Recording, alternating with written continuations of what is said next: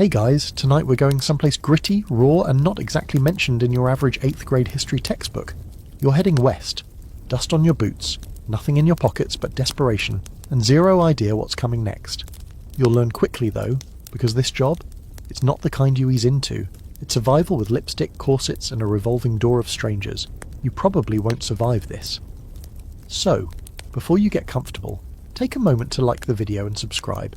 But only if you genuinely enjoy what I do here, and let me know in the comments, what city are you in? What time is it where you are right now? Now, dim the lights, maybe turn on a fan for that soft background hum, and let's ease into tonight's journey together. The coach rattles and creaks beneath you, every wooden jolt echoing through your tailbone. It's been 4 days since you left St. Louis, and you're sore, hungry and dust-streaked. The woman beside you hasn't spoken since Kansas City. She just stares at her gloves like they might vanish if she looks away. You finally roll into town at mid-morning, greeted by a sun that doesn't seem to know mercy. It's the kind of town where the buildings look like they were hammered together in a hurry, and every second face on the street is either squinting suspiciously or looking for trouble.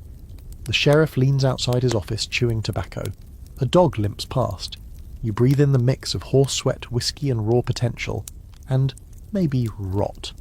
You step off the coach with a bag that isn't really yours and a name you're already thinking about changing. Behind you, someone yells at the driver to get the damn luggage moving. Ahead, the saloon doors sway in a lazy rhythm, like they're waiting to swallow you whole. You're here for work, of course. There are always rumours. Big money in Deadwood, new mines in Nevada, more saloons than churches in Tombstone. But by the time you arrive, it's clear the options for a single woman without connections or cash are thin. You could try laundry or housekeeping, sure, but that pays in scraps and burns you out faster than you'd think. And the men, they notice you. They notice your face, your shape, your newness. That's currency here, whether you want it to be or not. A note tucked in your coat pocket leads you to a house on the edge of town with red shutters and lace in the windows. It's not marked, but it doesn't have to be. Men come and go at all hours. You knock once, twice, and the door swings open before the third.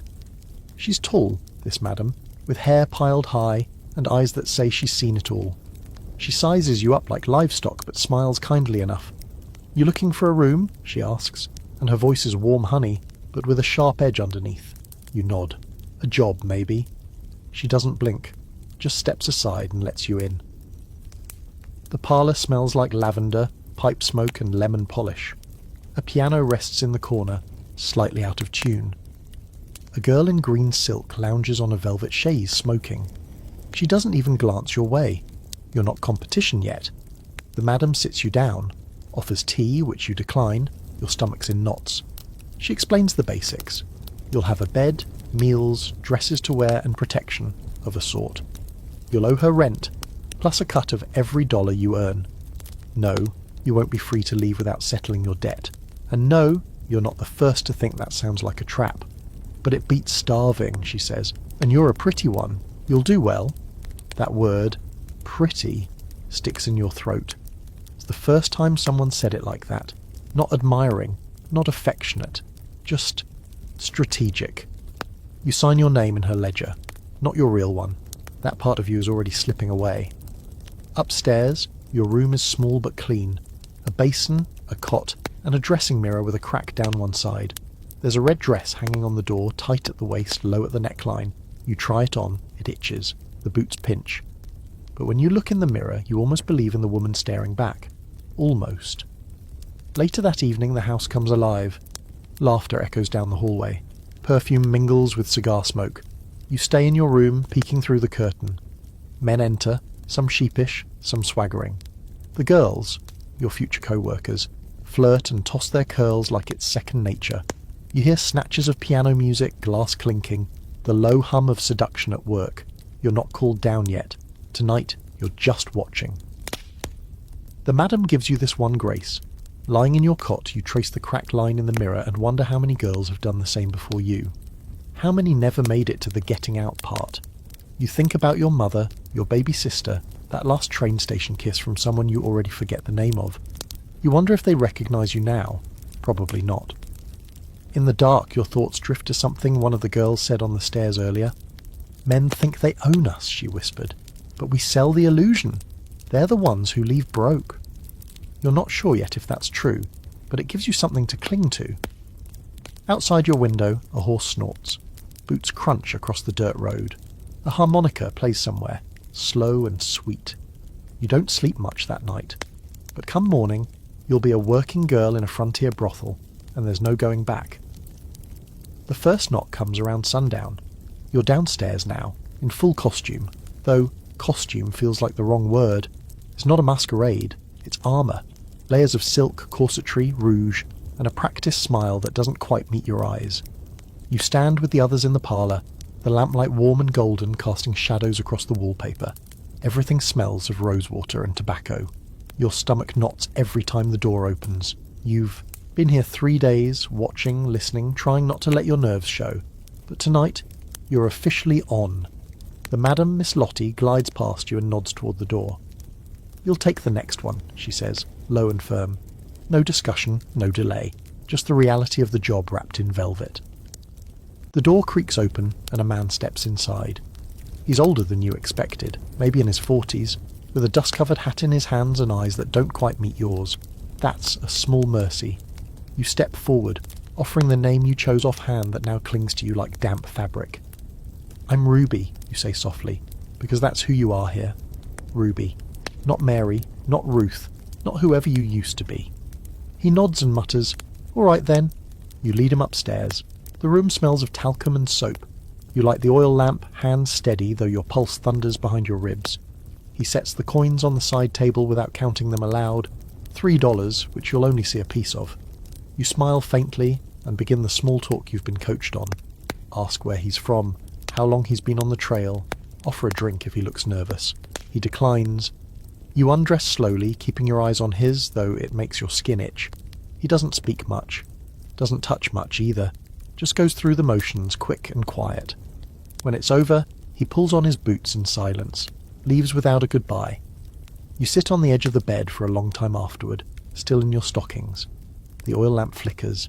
You feel a strange hollowness, not pain exactly, more like disconnection, like you've slipped a few inches outside yourself. You're not sure what you expected, but it wasn't this. It wasn't the quiet or the blankness or how unremarkable it all feels. Downstairs, Miss Lottie asks how it went. You say fine. She doesn't press, just marks something in her little book and hands you a glass of sherry. "On to the next," she says. You take a sip and feel it burn down your throat. Over the next week it becomes routine. The knock, the name, the act. Some men are rough, but not brutal. Most are just tired. They come in smelling of cattle and dust and grief. They talk sometimes, about lost wives or wars or nothing at all. You become a mirror for their loneliness. They look at you and see what they want to see. A sweetheart, a fantasy, a forgettable indulgence. You let them. That's the job. Some clients are regulars. A wiry gambler who insists on calling you Maybelle. A gold prospector with broken teeth who pays in coin he's clearly half stolen. A preacher's assistant who insists he just wants to talk, but always ends up asking for more. You learn quickly that the dangerous ones aren't always the loudest. It's the ones with dead eyes and soft voices who make your neck tighten. One girl, June, barely 17, has a close call with a knife one night. After that, Lottie assigns one of the bouncers to stand closer to the stairs. You get used to watching the door, watching men's hands, watching their expressions when they think you're not looking. You start to read their moods like weather. You can tell when someone's about to ask for something off-book, or when someone's too drunk to finish. You learn when to be charming, when to be cold, when to fake a cough to make your escape. And then there's the other side, the recruitment. You watch as new girls come in, just like you did, wide-eyed, clutching small bags, pretending they've made a rational choice. You see it on their faces when they realise what this place really is. There's always a moment, a shift in posture, a flicker in the eyes, when it clicks. Some cry. Most don't. Miss Lottie is efficient with them. She explains the house rules again and again. No drugs without permission, no violence toward clients unless you're in danger, no stealing from the house. Keep your room clean. Keep your clients happy. Keep your mouth shut. Break the rules and she'll toss you out. Or worse, she'll call the sheriff and you'll find out how quickly he'll trade his badge for a favour. Despite all this, you feel oddly safe here. Safer than you did on the road. Safer than you did in the boarding house back in Missouri, where the landlord let himself into the girls' rooms when he pleased. At least here the terms are clear. It's not kindness, but it is consistency, and there's camaraderie. Strange as it is, the girls grow close in ways no one else could understand. In the quiet hours you share stolen fruit, patch each other's hems, whisper jokes behind your hands, you braid hair, you sing softly by the parlour piano when no one's around. It's not friendship in the usual sense, it's something deeper, a shared knowing. One night, in the bathhouse, Lucy tells you about her first client, a preacher who cried the whole time. "Told me I reminded him of his dead wife," she says, lathering her arms with rose soap. "I didn't know what to say, so I just cried too." You laugh, gently. "Did it help?" "No," she says, "but he tipped me extra." By the end of your second week, your name's on the rotation board like any other. Ruby, 8 p.m, 9:15, 11 p.m.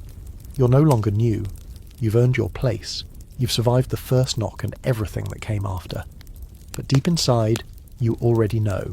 That was the easy part. You never knew how important a name could be until you had to invent one for yourself.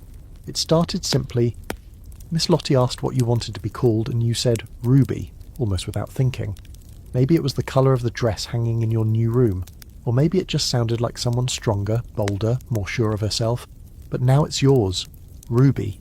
It rolls off your tongue when you say it, smooth and easy, like it belongs to someone else you're pretending to be. And maybe it does. The other girls have their own names too, some borrowed from dime novels, others from flowers or famous actresses.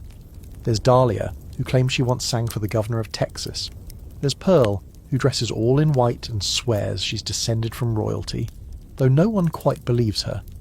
And there's Frankie, short for Francis, who keeps a pistol under her pillow and doesn't bother hiding the scar on her chin. None of you talk much about your real names. They're tucked away with your past lives, buried under corsets and stage paint.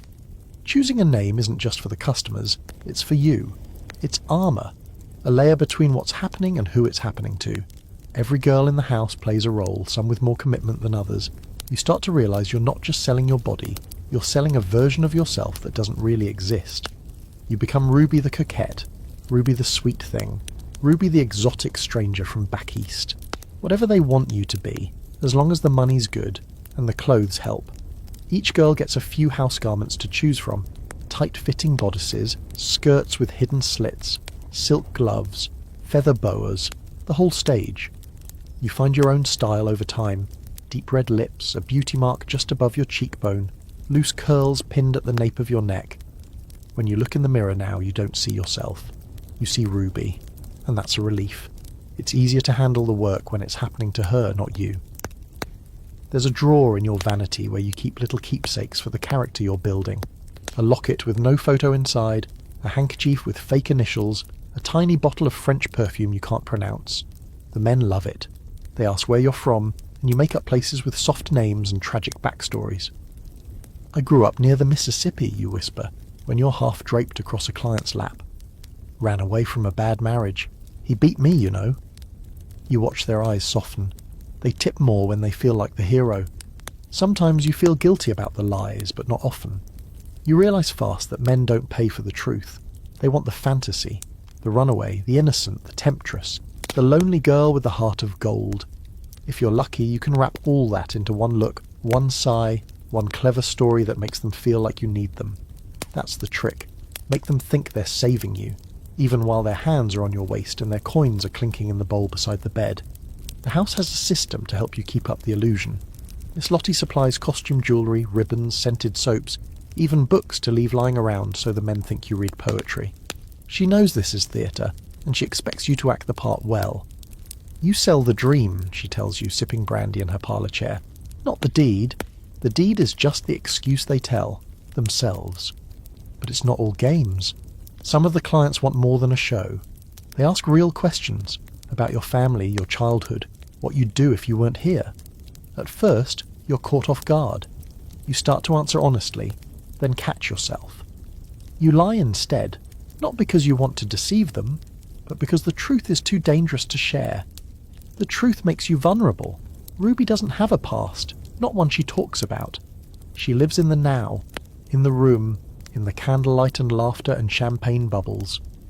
One man, A travelling salesman with kind eyes asks if Ruby's your real name. You smile and say, "Does it matter?" He chuckles and shrugs. Guess not. He tips you an extra $5 and doesn't touch you at all, just sits with you and plays cards until midnight. When he leaves, you almost cry. Almost. There are moments when your identity slips. You wake up in your room and forget where you are.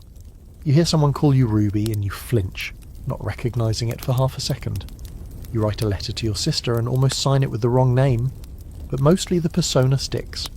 You become Ruby so completely that you start to forget what it was like to be anyone else. The townspeople only know you as Ruby too. When you pass them on the boardwalk, they either avoid your gaze or leer. Some women whisper behind their fans, others stare outright. You hold your head high, like Ruby would. You wear your new name like a crown, even if it's made of tin and broken glass. It protects you from the shame they want you to feel. They don't know you. Not really.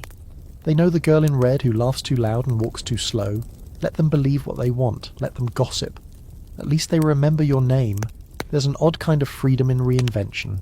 Yes, you're trapped in this place, in this life. But inside the cage, you get to decide how you're seen. You're not Mary the waitress anymore, or Ruth the farmer's daughter. You're Ruby, the mysterious siren of the Rosewood house. You're the one they write songs about in saloons, the one they swear changed their lives for a night. Maybe it's a lie, but it's your lie. And in this world, that's worth something.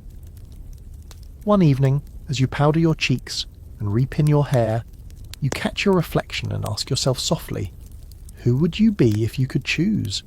The mirror doesn't answer. Ruby just smiles back. You learn the rules fast. Not just the ones Miss Lottie spells out in her smoky voice over brandy, but the quiet rules, the real ones, the kind that aren't written in the ledger or posted by the front door. The first rule, watch everything.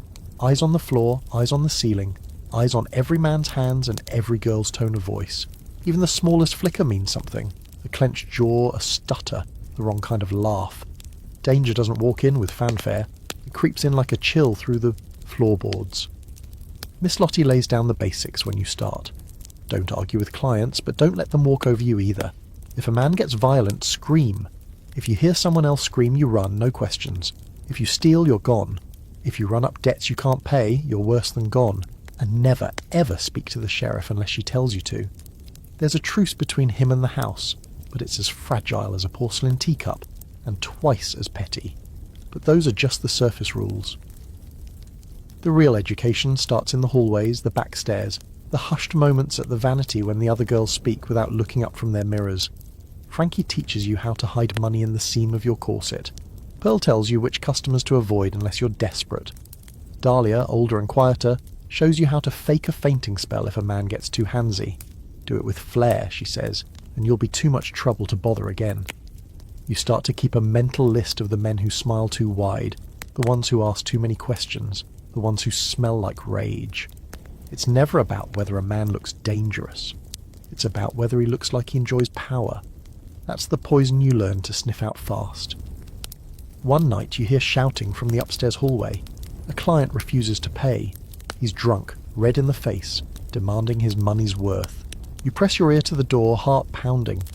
Lucy's voice floats through the wood, firm but not frightened. Then the heavy stomp of boots. The door slams.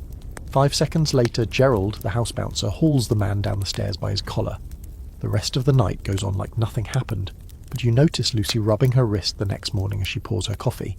Nobody asks, she doesn't offer. Another unwritten rule. There's a pecking order in the house too, and you learn quickly where you fall. New girls don't get the best rooms or the best clients. Those go to the favourites, the top earners, the ones who know how to make men feel like gods. They get better dresses, fewer chores, and first pick of the whiskey bottles. You're expected to clean your own room, change your linens, and help scrub the parlour floor every Sunday morning after the worst of the hangovers. If you try to skip, Lottie finds out. She always finds out. But it's not all cold strategy. There's humour here too, sharp and dark and necessary. The girls laugh often, sometimes too loud, sometimes at nothing. They swap stories over dinner. The man who insisted on reciting poetry mid-act.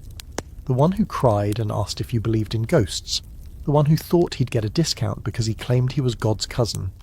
You learn to laugh with them, not just because it's funny, but because if you don't, the weight of it will crush you. One of the strangest rules is about silence. Not during the act. That's your performance, and you make as much noise as you need to sell the show. But afterward, when the men sleep or stumble out into the night, you're expected to shut your door and let the world forget you exist.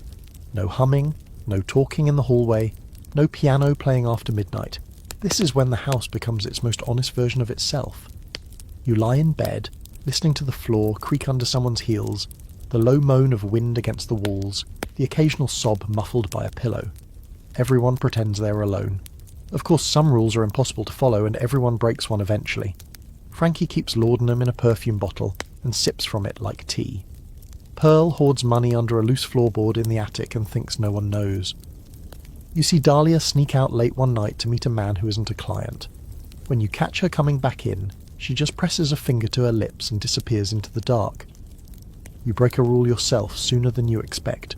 A client refuses to leave. He paid for an hour, and he counts the minutes like a miser counts gold. He grabs your arm when you reach for the door. You try to soothe him with a smile the way the others showed you. He doesn't let go, so you scream, loud and sharp like your life depends on it. Maybe it does. Gerald's there in seconds, slamming the man into the doorframe so hard the mirror cracks. Lottie doesn't scold you, just pats your cheek and says, "Good girl."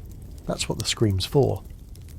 You learn that most of these rules are about performance, maintaining the illusion, protecting the house's reputation, making sure the paying customers leave with their wallets empty and their egos full. But the deeper rules, the ones written in tension and glances, those are about survival.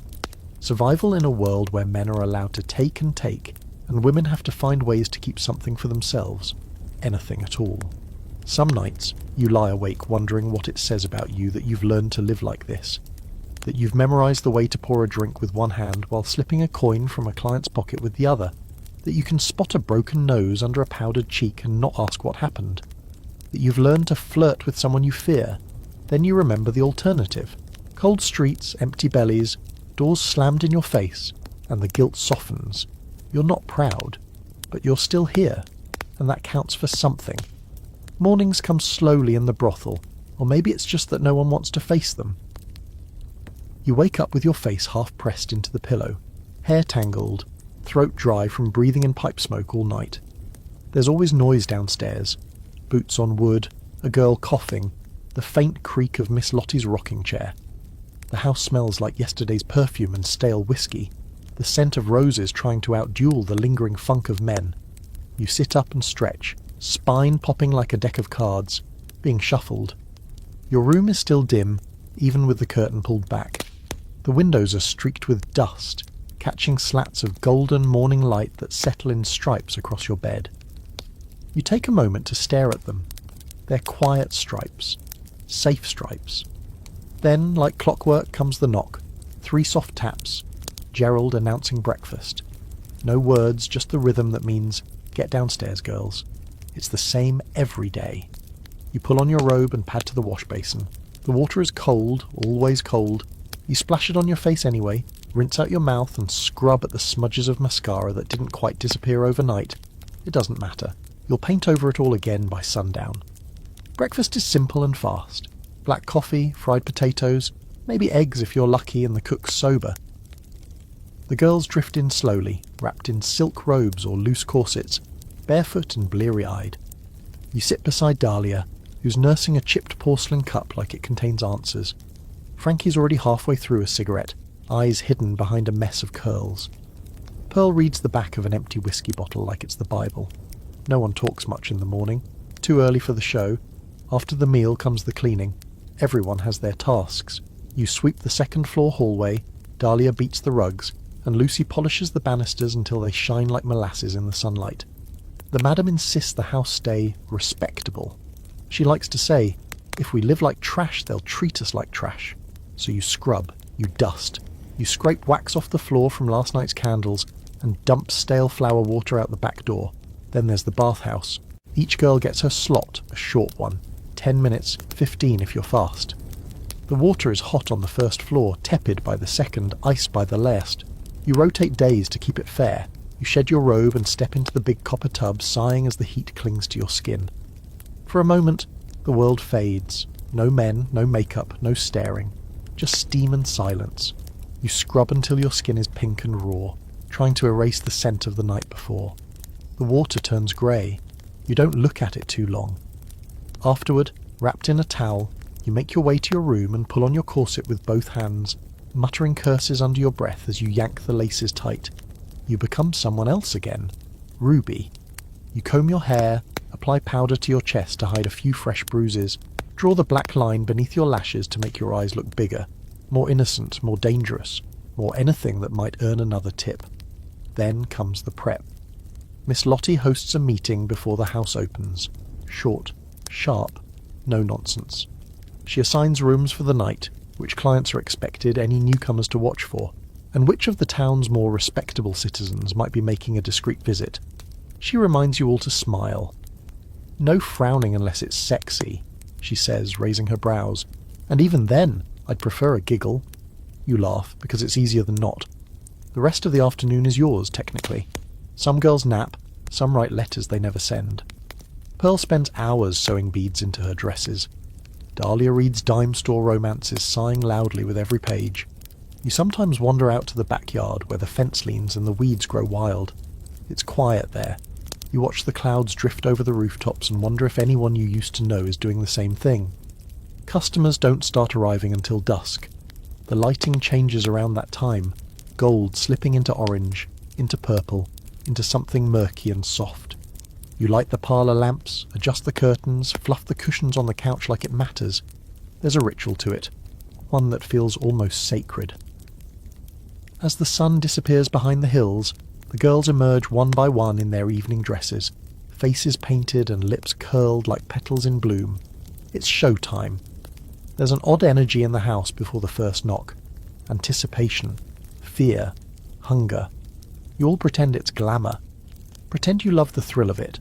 The rustle of taffeta, the scent of brandy and sweat, the spark of flint striking the lamp wick. But you see the stiffness in everyone's shoulders. You feel the quiet glances exchanged as someone adjusts her stockings or takes one last drink for courage. You sit in your usual chair near the fireplace, the hem of your gown tucked neatly beneath you. You smile when the men walk in, always. Even when your stomach turns, even when your feet ache from standing too long in shoes that don't fit right, even when you hear a voice that sounds like someone from your past. You never let it show.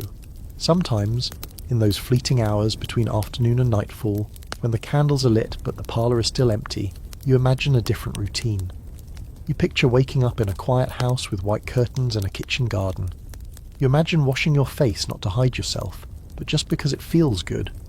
You imagine someone saying your name, not Ruby, but your real one, and meaning it. But then the knock comes, and you rise, because it's time. There are some clients you forget the minute they leave the room. Men who grunt and sweat and hand over their coins without looking you in the eye. They stumble out like they've just woken from a bad dream. But then there are others, the ones you remember, whether you want to or not. The ones who stick in your mind like a thorn in your palm, even days later, when you're spooning cold beans into your mouth and trying not to think about anything at all. Some are harmless, even sweet, in their strange, stumbling way. Like the young cowboy with a stammer and a clean-shaven face who paid for half an hour but just wanted to hold your hand and talk about his mother. His palms were damp the whole time, and his stories were meandering. Something about a baby colt and how he used to sneak extra bread rolls from the kitchen. You barely spoke, just nodded and let him talk. He left a silver dollar on the table and called you Mom on the way out. That one, you didn't mind. But then there are the darker ones, the ones with smiles that don't reach their eyes, the ones who say your name like it's a curse. One man, dressed like a travelling merchant, asked you if you'd ever been tied up just for fun. You hesitated, just for a second, but that was enough. He grinned like he'd won a prize. You said no, but he didn't listen. You were lucky that night. Pearl heard the shouting and burst in like a gunshot, wielding a candlestick like a club. Miss Lottie banned him from the house, but he stood outside for days, waiting, watching. You started keeping a knife under your mattress after that. Violence doesn't always come with fists. Sometimes it comes in the way they speak. The things they say when they think you're too far gone to remember, or when they think you're not even really there. One client asked you to pretend to be his dead wife. He cried afterward and gave you a flower from his lapel. You threw it away before you even left the room, but the smell lingered on your fingers. Then there was the gambler with the black gloves. He smelled like smoke and metal and had a voice as smooth as whiskey. He was charming, too charming, the kind of man who made the girls giggle just by walking in. But something about him made your spine itch. The way he watched you, how he never blinked. He never touched you, not really, but his presence filled the room like fog. He talked about death a lot, about how some women were meant for suffering. You avoided him after that. So did everyone else. And still, not every unforgettable one is cruel. Some of them are just strange. Like the prospector who carried around a small jar of gold flakes and insisted on sprinkling a few onto the sheets before he undressed. For luck, he said, solemn as a priest. Or the married banker who asked you to call him Martha and wanted to wear your dress while you read the newspaper aloud. You did it. Why not? He paid double and never laid a hand on you. These moments, weird as they are, leave an impression, not just on your mind, but your body. There's a way your shoulders stiffen when a certain kind of laugh echoes through the hallway. A twitch in your jaw when someone calls you darling, just a little too slow. You learn to read these moments, to anticipate them before they happen. Survival isn't about reacting, it's about sensing. Before the door even closes, you already know if it's going to be one of those nights.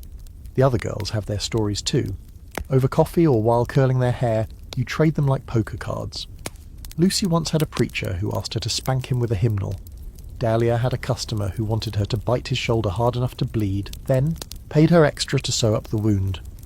Frankie doesn't talk much about hers, but you saw her come out of her room once with blood on her earlobe and a look that said, "Don't ask." Miss Lottie pretends not to hear these stories, but she does. She keeps a record of every man who's crossed a line, not just for safety, but for business. Repeat offenders get blacklisted unless they have deep enough pockets to buy forgiveness. It's a fine balance, keeping the girls safe while keeping the house running. Some nights that line gets walked dangerously thin, but you're not powerless.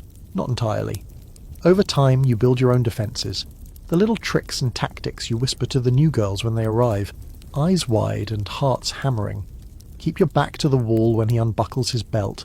Keep the lamp low. It's harder to see bruises in dim light. If he's too drunk to walk, tell him you're sick. They never want a sick girl.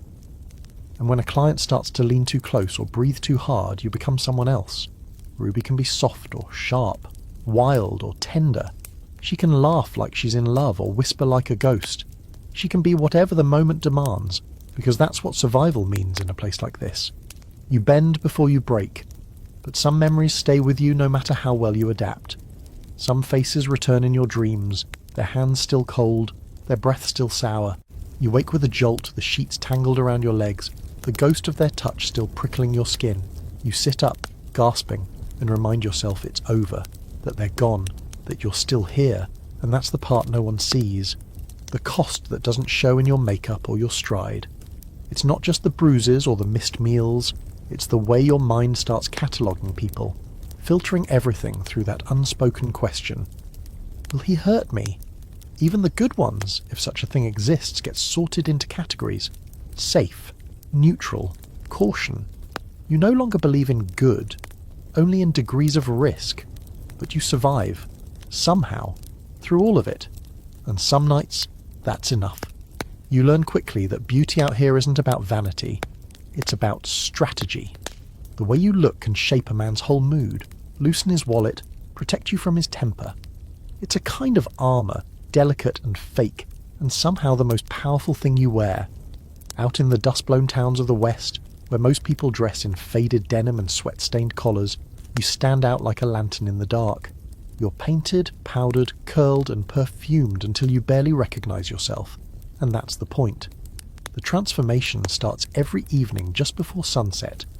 You sit at your small vanity with a cracked mirror, pulling pins from your hair, teasing it into soft waves or tight ringlets, depending on the crowd expected that night.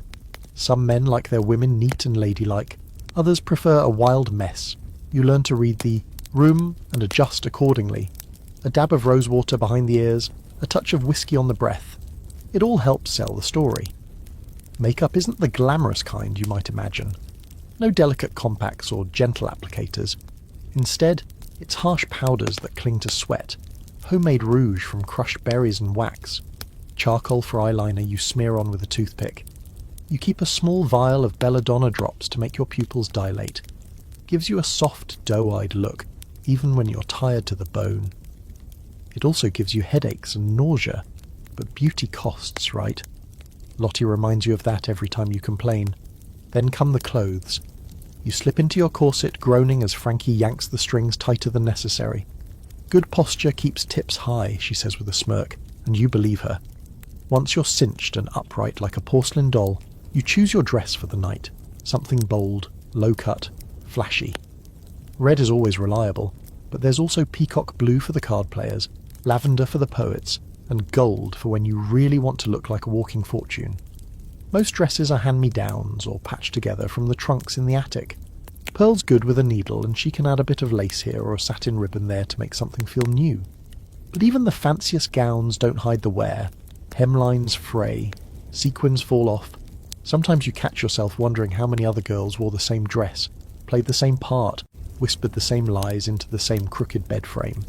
Jewellery is another part of the illusion. Most of it's fake, of course. Glass beads, tarnished metal, and the occasional stone glued into a tin setting. But you wear it like it's real. Let it catch the candlelight, make your ears sparkle, make your fingers look delicate and rich. You never wear anything you're not willing to lose. Rings come off in a scuffle. Earrings go missing with grabby hands.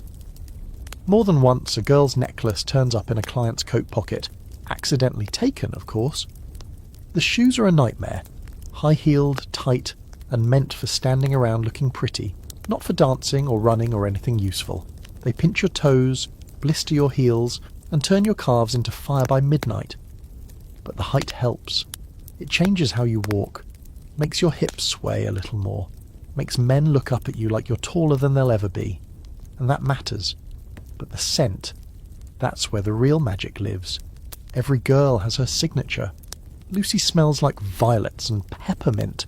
Dahlia uses a mix of clove oil and honey that makes the parlour feel like an apothecary. You go with vanilla and tobacco, a combination you stumbled on by accident but now swear by. The right smell can soften a man's memory, blur the details, make him remember only warmth and sweetness long after the night is over.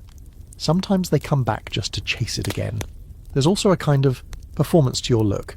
You don't just sit there and wait to be noticed. You pose. You adjust your garter just enough to show the lace. You glance up from a book with practiced disinterest. You laugh too hard at a joke that isn't funny. Lean forward to pour a drink just slowly enough that your necklace sways. Every move is calculated. It's all part of the routine. It might sound like a lot of effort for a few dollars a night, but in a place like this, the right look can mean the difference between a man who treats you like a queen and one who treats you like a rag. And sometimes, it's more than money. The better you look, the more you control the situation. The more he believes he's lucky to have you, the less likely he is to get rough when things don't go his way. Of course, there are bad nights. Nights when your makeup runs from sweat or tears. Nights when you look in the mirror and see the cracks underneath the powder, the tired skin, the lines forming before they should. You're still young, technically, but this work ages you in strange, quiet ways. No one says it out loud, but you all notice the changes. Eyes that stay puffy in the morning, teeth a little more yellow from cheap wine, hands that tremble after too many nights of pretending everything's fine. There's also a growing trade in so-called beauty tonics. Travelling salesmen peddle them like miracles, creams made from whale oil, powders laced with arsenic for pale skin, drops to clear the eyes that sting like hell. Some girls try them. You tried one once that promised to make your cheeks naturally flushed. It made you break out in blotches for a week. Miss Lottie banned it after too many complaints from clients who didn't want their fantasy to come with a rash. But still, you keep up the show, because in this house, beauty is your best protection. It softens men, earns favour, hides fatigue. It makes the respectable women outside glare at you with jealousy, even if they call you a whore under their breath. It makes the madam proud. It makes you feel, if only for a moment, like you own something in a world that's constantly trying to take from you. Sometimes, after the house is quiet and the clients have gone, you sit by the mirror and slowly peel yourself apart. One pin at a time, one layer of powder, one false lash, one whalebone hook. You wipe off Ruby's face and find your own underneath, and you wonder, if someone walked in now, would they even recognise you? Maybe not, but maybe that's the whole point. You spend more time with the other girls than with anyone else, more than your clients, more than Miss Lottie, more than whatever memory remains of your family. You live together, eat together, cry in the same corners, whisper the same lies, breathe the same smoke-filled air. Over time, the brothel becomes less a house and more a ship caught in a storm, all of you clinging to different planks of splintered wood, floating through the chaos together. You're not friends in the way people usually mean it, but you're something deeper. Allies, rivals, sisters in survival. Each girl in the house is a whole story you'll never get the full version of. Frankie came from a mining camp, that much she'll admit. Says she ran away from a bad situation, and when she says those words, her voice drops an octave and her eyes go somewhere else. She's the one who'll slip a pistol under your pillow if you've got a dangerous client, no questions asked. She doesn't laugh much, but when she does, it sounds like she hasn't done it in years. Then there's Dahlia. She's older than the rest of you. Maybe 30, maybe more. Nobody's brave enough to ask. She smokes like a chimney and reads old novels in French, though she never explains where she learned the language. She has this grace about her, a kind of regal bearing that makes the men treat her like she's something expensive. She can look at a client for 5 seconds and know exactly how much he'll spend. You've watched her gently talk a man into paying triple, all while pretending she was too shy to speak. It's a gift. Lucy is the youngest, not quite 17, with big eyes and a voice like wind chimes. She tries to act older, smudging her makeup extra dark and talking about things she clearly doesn't understand. You watch over her like the others watched over you. She wants to prove herself, but there's a fragility to her that makes you nervous. You've seen her flinch at raised voices and once found her crying behind the laundry line with her hands clenched so tightly her nails left little half-moons in her palms. Pearl is your roommate by some twist of fate, and you learn quickly that she's both a nightmare and a lifeline. She's messy, leaves corsets on the floor, steals your stockings, forgets whose lipstick is whose, but she's also fiercely loyal. When one of your clients tried to shortchange you, she cornered him at the door with a look that could curdle milk and demanded he cough up the rest. He did. She winked at you after. You're welcome, Red. At night, when the house is quiet and you're too tired to sleep, the real conversations begin. Pearl smokes out the window and tells you about her dreams. Gonna open a tea shop one day, she says. Someplace real quiet, with little tables and a cat who sits in the sun all day. No men allowed unless they're soft. You laugh, but part of you hopes she gets it. There's a kind of comfort in knowing you all carry secrets. Dahlia wears gloves not for fashion, but to hide the scars on her wrists. Frankie keeps a small Bible under her mattress, though she says she stopped believing years ago. Lucy has a coin from her father she rubs between her fingers when she's scared.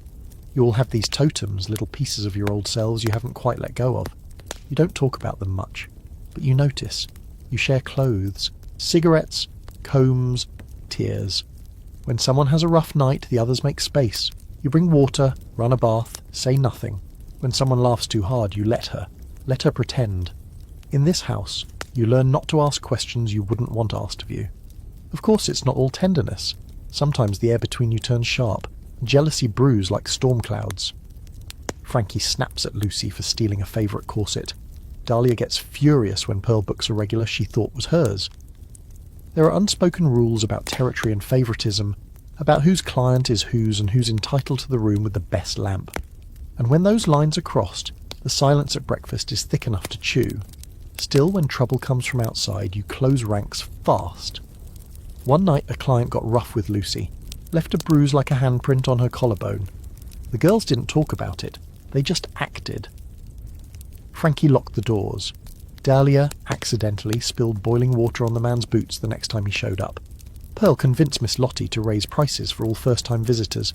Quiet vengeance, wrapped in powder and smiles. There's no real privacy here, no locked doors, no place to weep where someone won't eventually hear you. But strangely, that makes it easier. When your heart breaks, or your body hurts, or the weight of pretending crushes your chest, there's always someone within reach. Someone who's been there, someone who won't say, "I understand," but will hand you a cigarette or braid your hair in silence until the panic passes. One night, after a long shift, you all sit on the parlour floor with a bottle of stolen gin. The piano is quiet, the lantern's low, and you're all sprawled in your underthings, laughing about something stupid. A man who asked if you could balance a teacup on your head during the act. Dahlia plays a soft tune on a harmonica she keeps in her garter. Lucy dances slowly, barefoot on the rug. Pearl lies with her head in Frankie's lap, humming. It feels warm. Not safe, but warm. Like a campfire on a cold night. That's what this is, really. A campfire. A circle of women surrounded by the wolves of the world, trying to keep each other warm until morning. You may never truly know one another, may never see each other outside these walls in any other life. But here, right now, you're all that stands between survival and ruin. And sometimes, when it's quiet, and you hear one of them sigh in her sleep, you whisper a little thank you to the night. Because without them, this place would break you in half. You don't think much about your health until your body forces the issue. At first, it's little things. A sore throat that won't go away, a cough that lingers, a strange heat behind your eyes. You chalk it up to dust, whiskey, the chill that seeps in through the cracks in the walls. But then the other girls start getting sick, one by one, and it doesn't feel so harmless anymore. You begin to understand that out here, illness isn't an inconvenience, it's a threat, an invisible hand that could pull you under at any moment. The worst, of course, are the diseases that come with the job. No one talks about them openly, but they hover like ghosts in every bedroom. They've got names like the French pox and the morning drips, softened by euphemism, but the reality is ugly and relentless. The symptoms start slow, burning when you relieve yourself, aches that don't go away, sores that refuse to heal. Then come the fevers, the rashes, the hallucinations, and worst of all, the shame. Because even though the clients are the source, it's the women who are blamed. Always. There's a drawer in Miss Lottie's office filled with medicine. You recognise some of it. Mercury pills that make your gums bleed, bitter tinctures that burn going down. She doles them out with a cold sort of efficiency. Take this, she says. Stay in bed. Don't touch anyone. You do as you're told, even when the pills make your hands shake and your stomach turn. Some girls swear by whiskey and garlic, others whisper about secret cures brought in by travelling apothecaries. Powders from China, oils from the islands, strange-smelling brews that taste like regret. You try them all, anything to stay on your feet. There's no doctor in town who comes to the brothel unless he's been paid in advance and promised discretion. You had to see him once, the town physician with hands too soft and eyes too curious. He called you young lady, like it was an insult, and examined you like he was bored. He prescribed laudanum and advised moral restraint. Then he told you not to come back unless you had cash. You haven't returned since. The other option is the midwife on the edge of town, a woman named Sister May who's not really a nun but dresses like one. She treats the girls without judgment, boils herbs in old pots, bandages wounds with strips of flannel, keeps quiet when someone shows up asking about delicate matters. You like her. Her hands are rough but kind. She doesn't ask for money, just favours. An extra loaf of bread, a few candles, word-of-mouth protection. You suspect she's done things she can't speak of, but you trust her more than any doctor with a diploma on the wall. Frankie got sick last winter. Real sick. She couldn't get out of bed for days, shivering and sweating, her breath rattling like dry leaves. The rest of you took turns sitting by her side, dabbing her forehead, spooning broth into her mouth. Dahlia read to her from a worn novel. Pearl sang lullabies when she thought no one else was listening. Frankie survived, barely, but she hasn't been the same since. Her hands tremble when she lights her cigarettes now. She's quieter, slower, and she never talks about those days in bed, the way her body betrayed her. You start to keep your own health rituals, little. Superstitions you hope will help. A spoonful of honey every morning, lavender oil on your pillow, a red ribbon tied around your wrist on the new moon, gifted by Lucy, who swears it wards off illness. It probably doesn't work, but it makes you feel better, and sometimes that's enough.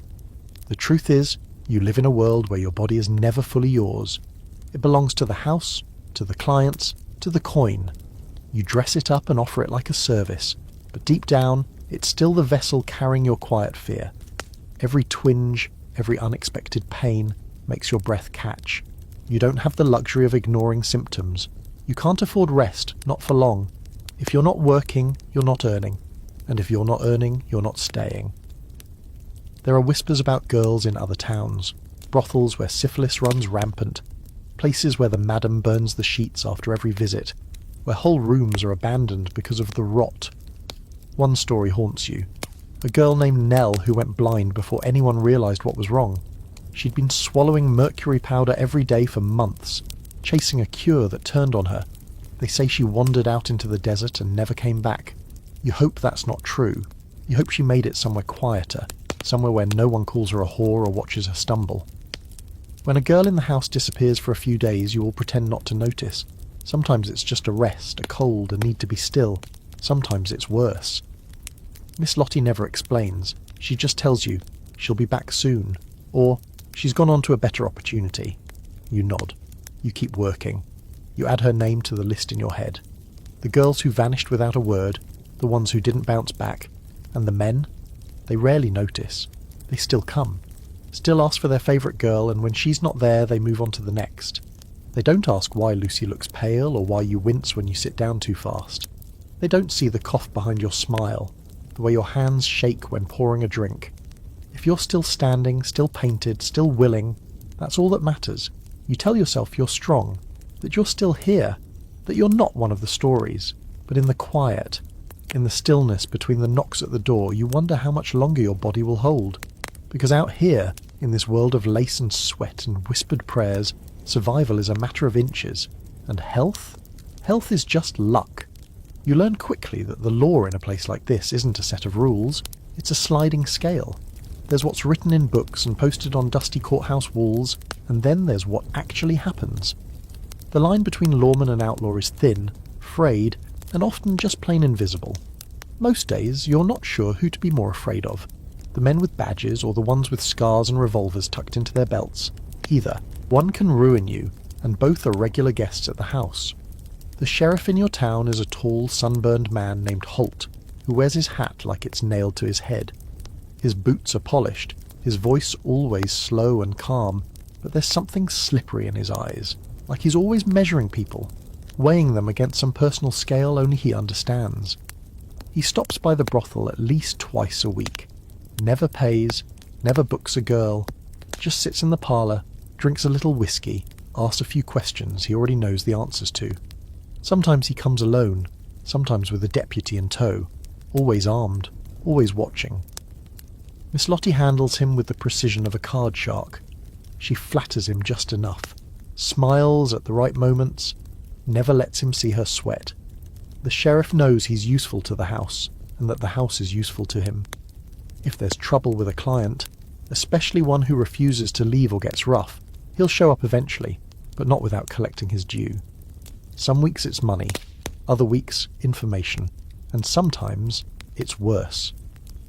He once asked Dahlia to escort a visiting judge from Denver, said it would smooth things over after a brawl at the saloon the night before. She didn't want to, but Miss Lottie insisted, said it was good business. Dahlia went. Came back the next morning without saying a word. Didn't leave her room for 3 days, you don't ask. That's another rule, you never ask. The sheriff isn't the only lawman who floats in and out. There are marshals on the trail of fugitives, bounty hunters looking to blow off steam, Pinkertons sniffing around rail towns for union agitators. They all wear the same smug, road-weary expression, like the whole world owes them something. You serve them drinks, bat your lashes, pretend to laugh at their dry little jokes.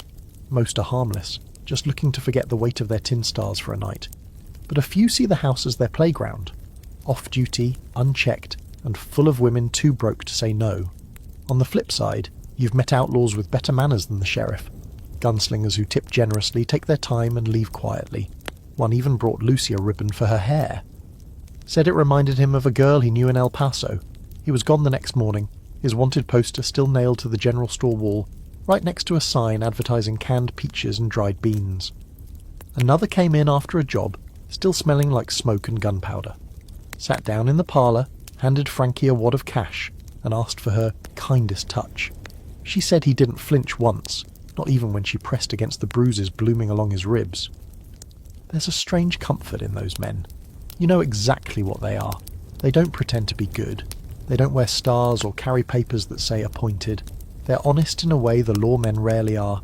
It's the hypocrisy that makes your skin crawl the way the sheriff preaches order by day and slips into the house at night asking for just a little more sugar, just a taste. You keep a ledger of sorts in your head. Who's dangerous? Who's just lonely? Who might protect you if things ever really went bad? Frankie keeps a sharper one, a physical list, carved into the underside of a drawer in her vanity. Just names and marks. 1 scratch means trouble. 2 means carry a weapon. 3 means never be alone with them. You added someone once. A deputy named Kane who cornered you in the hallway and pressed his badge into your neck when you told him no. The next day, he showed up with flowers like that would fix anything. The hypocrisy bleeds beyond the walls. The respectable men in town, the banker, the blacksmith, even the preacher, know what goes on in the house. They just pretend not to, until they show up on your arm after midnight, mumbling prayers or apologies, asking you to say their name like it means something. Then, the next morning, they walk past you in the street like you're invisible. Sometimes they nod, sometimes they don't. One of the strangest nights you remember, a known outlaw and a deputy showed up at the same time, both armed, both angry. You froze, thinking it would end in bullets.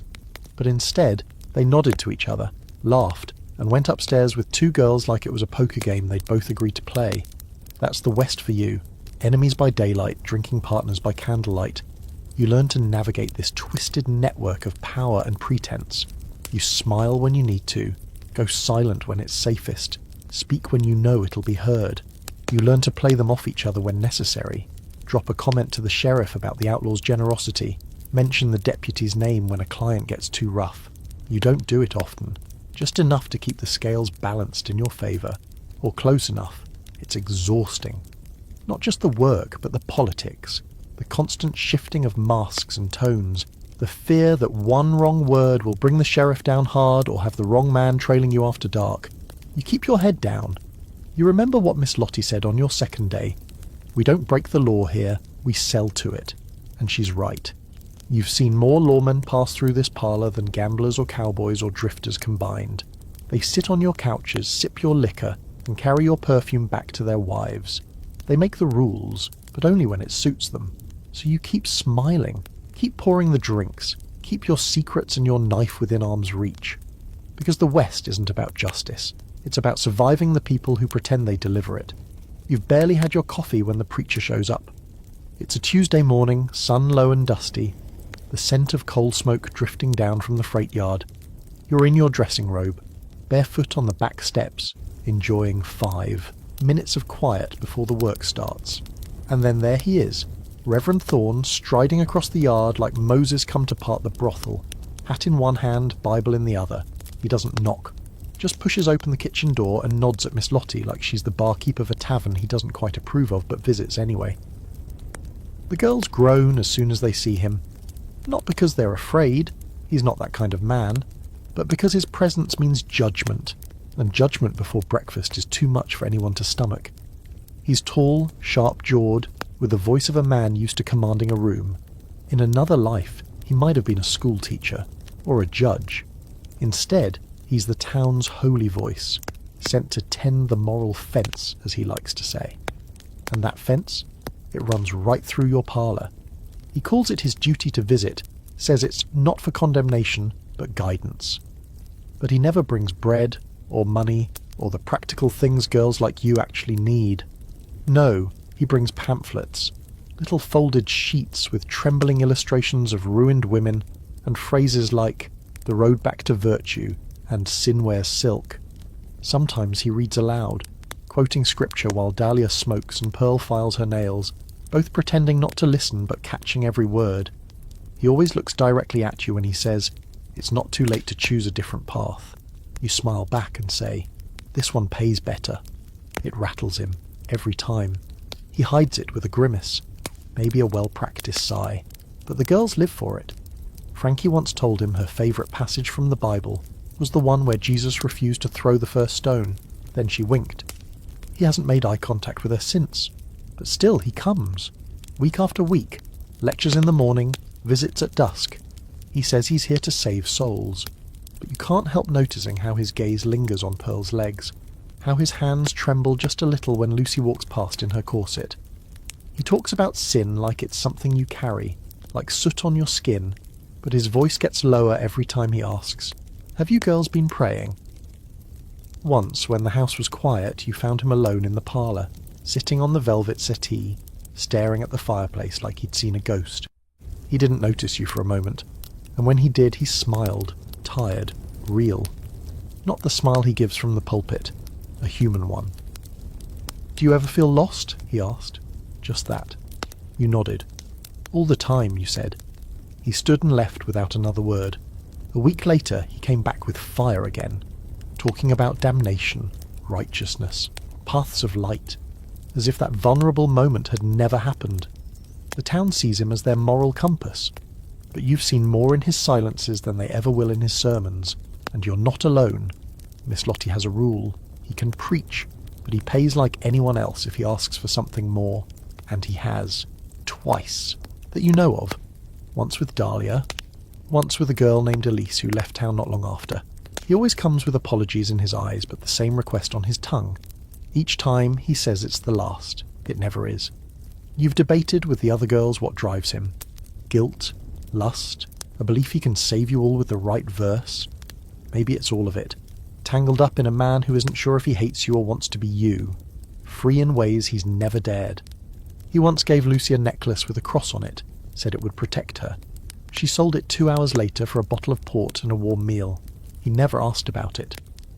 What's strange is that, in some twisted way, his visits give the house rhythm, a breath between the madness, a shared target for jokes and whispered jabs. On sermon days you all sit up a little straighter, rehearse your sass. It's not respect, but it's something like ritual. There's one Sunday you won't forget. He delivered a fiery sermon at the church house, railing against vice and temptation. The next night he knocked on the brothel door just after midnight. You opened it. He looked tired, soaked in rain, shaking like a man on the edge. "Do you believe in redemption?" he asked, barely above a whisper. You looked at him, saw the storm behind his eyes, and said, "I believe in warm tea and quiet rooms." He didn't stay long, didn't ask for anything, just sat by the fire for a while watching the flames and then left. After that he kept his distance, still preached, still handed out pamphlets, but he never stayed long. You suspect he's wrestling with something bigger than you can fix. Maybe that's why he's drawn to you all, because you've already lost that fight and he still thinks he might win his. There are days when you almost pity him, other days when you're too tired to care. He'll keep coming. Preachers always do. Not because they think they'll change you, but because somewhere deep down they wish they could be like you. Free from pretense, honest about your sins, no stage, no mask. Just a woman surviving the world with whatever's left in her hands. You're not waiting for salvation. You know better than that. But when Reverend Thorne says, "I pray for you every night," you nod and say, "Thanks." Because who knows? Maybe someone should. There's a strict order to the house, whether anyone admits it or not. It may look like chaos from the outside, all satin and smoke and laughter floating up through the parlour rafters, but behind it, a hierarchy hums beneath the surface like a well-wound watch. Everyone knows their place. Everyone knows what's owed, what's earned, and what's off-limits. And if you forget for even a second, someone, usually Miss Lottie, will remind you. At the top is the madam, of course. Lottie runs the house like a general wrapped in perfume and pearls. She's not cruel, not really, but there's steel behind her smile and a ledger thicker than the town Bible. She knows who's earning what, who's breaking rules, who's getting too friendly with clients. She hears everything, even when she pretends she doesn't. She'll hand you a silk dress one day and dock your pay the next. She plays favourites too, and you don't blame her. It keeps the girls on their toes, keeps them hungry. Her favourite right now is Dahlia, who earns more in one night than most girls make in a week. Dahlia gets the best room. Big windows, red velvet curtains, a real feather bed. She gets first pick of clients, the best dresses, the wine with the cork instead of the screw cap. She also does the least cleaning, the least waiting, and can roll her eyes at Lottie without consequences. You don't begrudge her that. She's earned it in her way. Knows how to work a room like it owes her something. Below Dahlia is a loose second tier. Girls like Frankie and Pearl, long-timers who've built reputations with the regulars. They're not as glamorous, but they're trusted. They get steady work, decent tips, and a little more freedom. Frankie once punched a man for grabbing Lucy's thigh in the hallway, and only got a warning for it. Pearl knows where Lottie keeps the emergency whiskey and isn't afraid to sneak a sip when the mood turns sour. They don't complain much. They've made peace with the machine. Then there are the rest of you. Newer girls, rotating girls, the ones still finding footing. You work harder, longer, and usually for less. You clean more, wait more, smile more even when your face aches from the effort. You're given the leftover clients, the last bath slot, the dresses with buttons missing or seams torn. You don't get privacy, but you get a place, and in a world where most doors close before you can knock, that counts for something. At the bottom are the girls who never quite settle. They come and go like weather, storm in with hope in their eyes, leave with bruises or debts or both. Some don't even last a week. One girl, Eliza, arrived with a Bible and a suitcase full of silk gloves. She was gone 2 days later, didn't say goodbye. Another Cass tried to fight the order, refused to pay her cut, refused to follow the rotation. Lottie let her stay just long enough for everyone to learn from her example. One morning, Cass was simply gone, her room stripped bare. No one asked questions. Then there's the help, the maids, the cook, the laundry girl. They don't work in your rooms, but they clean your sheets and cook your meals. They live in a different part of the house, eat at different times, keep their heads down. Most don't speak much to the working girls. Not out of spite, just self-preservation. You're on different sides of the same coin. Sometimes you wonder what they think when they wash the lipstick out of your linens or dump out your half-finished gin. If they judge you, if they envy you, if they pity you. And there's Gerald, the bouncer. Tall, quiet, and dangerous in that slow-moving way that makes even the drunkest client think twice. He doesn't talk unless he has to, but he watches everything. When a man raises his voice or touches a girl too rough, Gerald's there before you can scream. You've seen him carry full-grown men out the front door like laundry sacks, their boots dragging across the floor. The girls all trust him, though no one really knows him. He's never been in a girl's room, never asked, never stared. That kind of respect buys him silence and coffee, no questions asked. Miss Lottie keeps the system intact by mixing kindness with control. She gives gifts when the house is flush, a new bottle of perfume, a bolt of velvet for making dresses, a half day off if you've had a rough week. But she also keeps the books, and the books don't lie. Every ribbon, every broken comb, every night off for illness goes into your account. You're always in debt. You owe for room, for food, for clothes, for the doctor if he's called, for the drink you didn't ask for but drank anyway because it was already poured, and if you try to leave before the numbers are settled, she makes sure no other house will take you. It's not slavery, not quite. You can walk away, but you won't get far.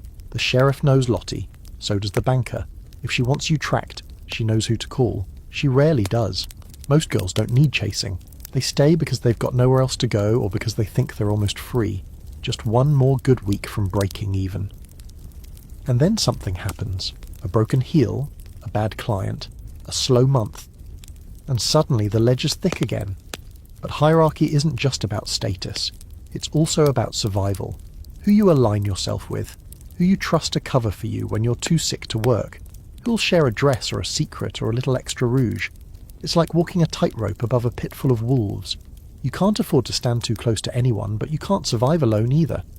The smart girls learn how to balance it, how to keep loyalty without weakness, how to share without giving too much away.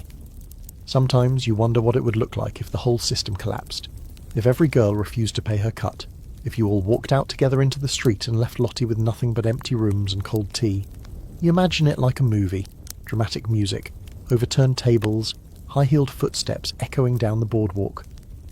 But it never happens, because deep down, you know the system isn't just hers, it's yours too. And once you learn how to work it, sometimes, it almost feels like power. Almost. Money moves through the house like blood, constant, necessary, and always being measured. You learn to count in coin, to track every tip, every docked fee, every bottle of perfume that shows up on your bill without warning. You learn quickly that what a man hands you is never what you get to. Keep. Half of it, sometimes more, goes to Miss Lottie. Then there's the cost of rent, food, candles, makeup, linens, even the pins you use to twist your hair. You're not just working to earn, you're working to owe less. Each night you start with a bowl on your vanity, polished tin or chipped porcelain, depending on what's free. Every coin a client gives you goes in the bowl, and by the end of the night it's supposed to glimmer with silver and brass. You try not to count until morning. Too easy to get disappointed if it's a slow night, too dangerous to get giddy if it's a good one.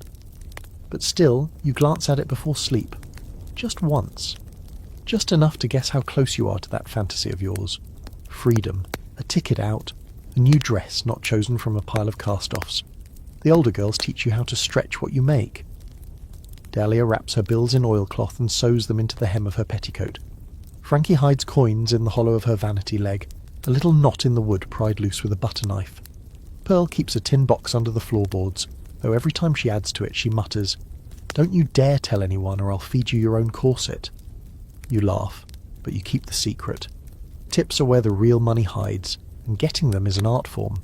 You compliment a man's boots, you remember his dog's name, you touch his arm when you laugh. The trick isn't just to be beautiful, it's to make him feel like he is. Men tip best when they think they're special, when they believe they're not just one of 100, so you lean in. You ask questions. You smile like it's just for him. And when he's fumbling with his coat on the way out, you remind him gently, "A little something for Ruby?" Most don't even hesitate. There are, of course, the stingy ones, the men who act like they're doing you a favour just by breathing the same air. They tip in buttons, foreign coins, and once a tooth. Lottie keeps a drawer full of these oddities, calls it her museum of cheap men. There's a crumpled IOU in there signed by a man who said he'd come back with gold. He didn't. There's also a silver ring with a cracked opal, a single playing card, and a tiny glass eye. You've seen it. It stares at you like it knows the truth. Then there are the gamblers. Wild, generous, and usually broke by morning. They come in flush with winnings and throw their money like it burns. One man gave Lucy a whole pouch of silver dust once, drunk off his own luck. She spent it all on a coat she wore exactly twice before someone borrowed it. You learn to take what they give fast, don't ask questions, don't wait. Gamblers love you when they're up and vanish when they're down. Saving money is a whole different gamble. Most of the time it feels like trying to carry water in your hands. No matter how careful you are, it slips through. A broken shoe, a sick week, a client who damages the room and leaves. You paying for repairs? You think you've got a little nest egg, then the stove breaks or the doctor charges double for his silence. Even when you manage to save, you don't talk about it. Money makes people desperate, and desperation makes people cruel. You've seen what happens when one girl finds out another's holding a stash. Things go missing, words get whispered, trust breaks fast.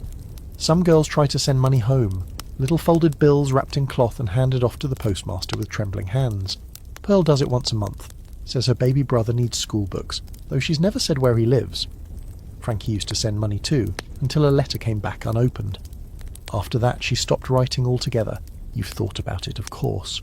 Wondered what your sister would think, receiving a few crumpled dollars wrapped in the smell of your perfume. But the shame outweighs the urge. You keep your money close. There's a running joke among the girls that the richest person in town isn't the banker or the saloon owner. It's Lottie. And they're not wrong.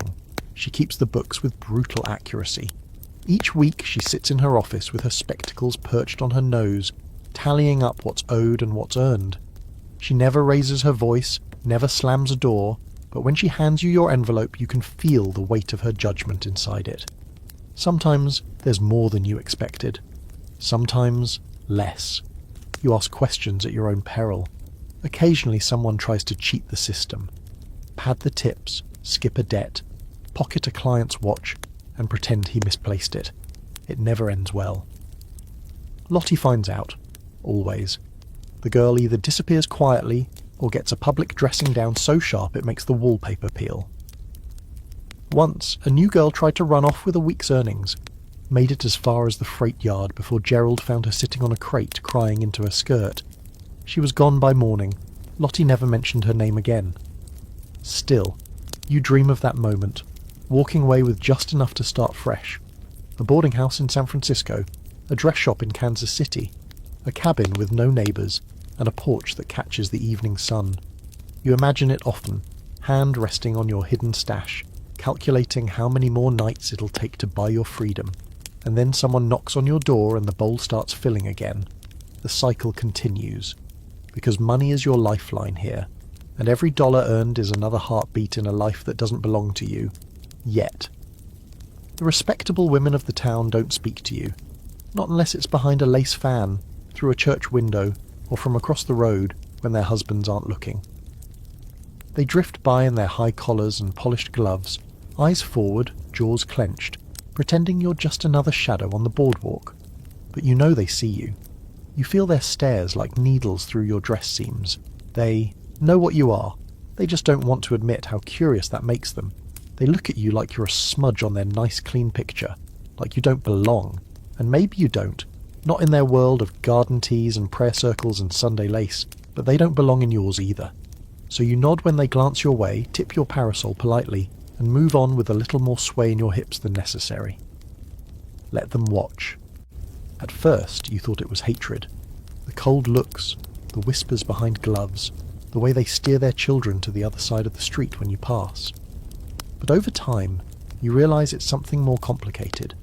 Some of them do hate you, sure. Hate what you represent, hate that their husbands visit the brothel and come home smelling like your perfume. But others look at you with something that's almost envy. Not because your life is easy, but because you are, in a way, free. They wear virtue like a corset, tight, rigid, painful. They live under the watchful eyes of husbands, fathers, pastors and neighbours. They smile when they're supposed to, nod when appropriate, speak only when spoken to. You, on the other hand, speak however you want. You wear red, you walk alone, you laugh too loud. And though it's not freedom in the full sense, though you're still trapped in other ways, it's more than they've ever been allowed, and that burns them. Some try to pretend they're above it all, but you've seen the cracks in the facade. A well-to-do banker's wife once knocked on the back door of the brothel, cloak drawn, breath sharp and nervous. She didn't want a man, she wanted help. Said her husband hadn't touched her in 6 months, that she wanted to know what he found so appealing. Dahlia gave her a small bottle of scented oil and a few whispered tips. Told her to relax her shoulders and try red lipstick. The woman never said thank you, but she left a pair of leather gloves behind, expensive ones, a peace offering maybe, or a bribe to keep her secret. Others follow you in subtler ways. The dress you wore 1 week will show up 2 weeks later in the town's general store window, watered-down version, longer hemline, muted colours. The preacher's wife once wore her hair in the exact style you'd started using. Coincidence? Maybe, but probably not. They steal pieces of you in silence, then pretend not to see you the next day, like magpies with pearls. Once, at the dry goods store, you stood behind a woman buying fabric. She glanced at you over her shoulder and clutched the bolts tighter. You smiled. She didn't. But you noticed the fabric in her hands was the same shade as your evening dress. The one you wore 2 nights earlier when you sat in the parlour window with a book and a glass of sherry, pretending to be too busy to notice the men on the street. Apparently someone did. You don't blame them. Not really. Their world is small, contained, controlled. Yours is too, in its own brutal way. But there's something about being able to move through town without asking permission, without hiding behind your husband's coat, that unsettles them. You can feel it. Some try to save you, bless them. They leave pamphlets at the door, tucked into the cracks like weeds. Purity through prayer, a home for wayward women, sisters of grace and temperance. You read them over breakfast, full of testimonials from reformed women who now sew lace for churches and say things like, "I used to sell sin, but now I sell salvation." Lottie saves the funniest ones and posts them in the pantry. A whole wall of holy concern right next to the whiskey shelf. Every now and then, one of the women gets bold enough to speak to you in public. Not kindly, of course. It's always with that sharp-edged sweetness, like sugar hiding poison. "Isn't it just a shame what some girls will do?" one of them said loudly at the post office, eyes locked on you. "Walking around like they matter," you smiled and told her. "At least I earn my own spending money." The man behind the counter coughed to hide his laugh. She left with her cheeks blotched and her jaw tight. But they're not all cruel. Some of them are just lost. You see it in their eyes, when they glance down at your boots, or linger on your earrings, or ask you quietly where you bought your perfume. You lie, say it came from San Francisco, say it's expensive and rare. Better than telling them it was a gift from a dying client who never came back. The children don't know any better. They wave at you from windows, stare when you pass. One little girl once asked you if you were a princess. You told her, "Only at night." Her mother dragged her away like she'd just touched fire, and that's what you are to them, fire. Fascinating, dangerous, untouchable. They want to be close enough to feel the heat, but not so close they catch. You carry that with you, every day like a lantern in your chest. A a flickering reminder that your life is too much for their quiet world to contain. But you've stopped letting it hurt, mostly, because while they bake pies and mend shirts and recite psalms about obedience, you survive, and while they look through you like glass, their husbands look at you like they've never seen anything else. Every night is a performance, and you, the girl in lace powder and perfume, are the star of a stage no one admits is real. You don't sell sex, not exactly. You sell something murkier, harder to define. A mood, a dream, a version of yourself sharpened and softened in just the right places to make a man forget everything that came before he walked through the door. You don't call it acting, but that's what it is. Brothel as theatre, and you're both playwright and lead. It starts when you descend the staircase just after sunset, one gloved hand trailing the banister like a heroine in some cheap dime novel. The parlour is your stage. You know how the light hits your face best from the second velvet armchair, how your laughter sounds better when it's bouncing off the polished glass of the whiskey cabinet. You don't sit. You pose, elbow resting, head tilted, corset pulled tight so your waist looks like it could snap under a strong breeze. You've practiced in front of the mirror until you can arch a brow without thinking, until you can smile without showing your real teeth. The men don't want the truth. They want a story. So you give them one.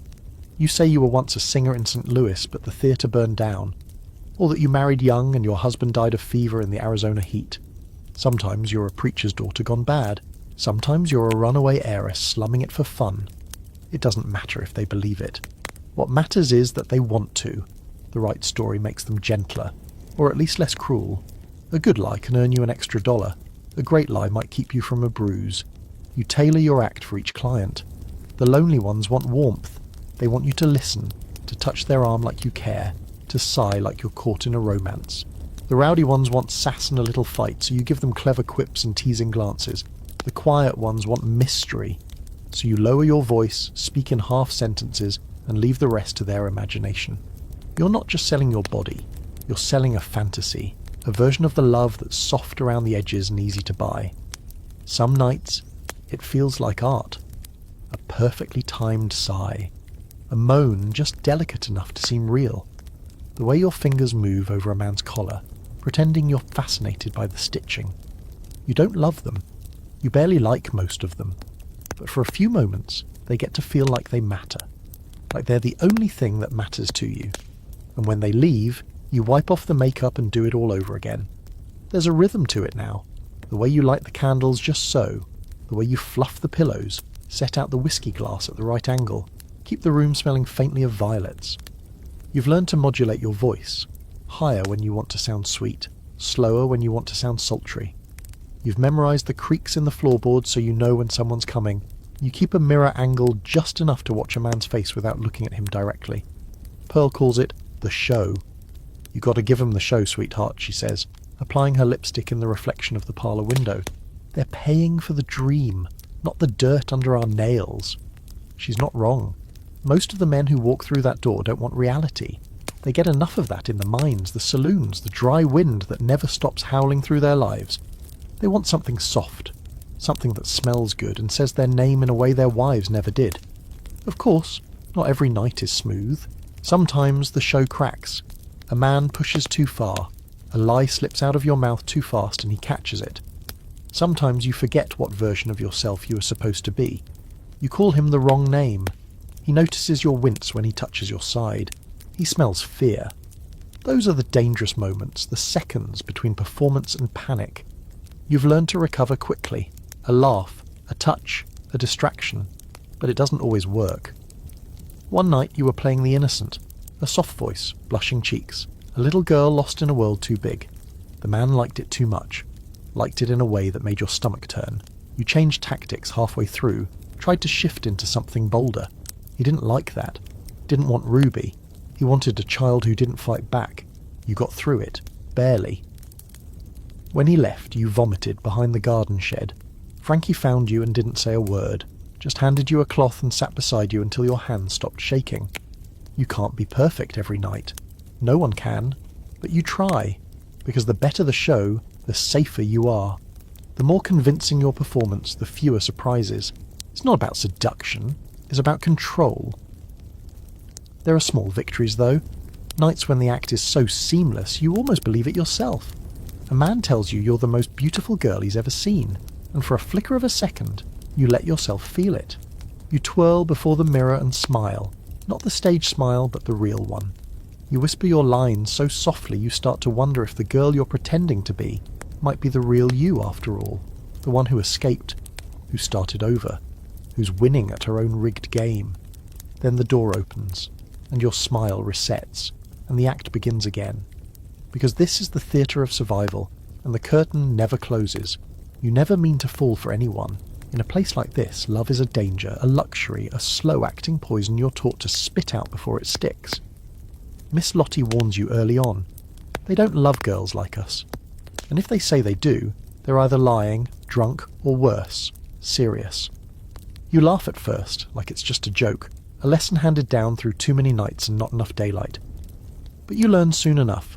Falling in love here isn't romantic. It's risky. It can cost you everything. Still, it happens, not all at once. It sneaks up on you, careful and quiet. It starts with a smile that lingers. A client who doesn't push, doesn't grab, doesn't treat you like something to be used and forgotten. He remembers your name, your real one, not Ruby. He asks if you've eaten. Brings you coffee in the morning, still warm, with just the right amount of sugar. He listens, and not the way clients pretend to listen, nodding while their hands wander. He listens like he actually hears you. That's how it begins. His name is Tom. Or maybe it isn't. You never ask for proof. He's a rancher, or says he is. Spends weeks out in the hills, then comes into town with sunburned skin and a quiet ache in his eyes. At first, he's just another client. Polite, soft-spoken, pays in gold, tips well. But he doesn't ask for much.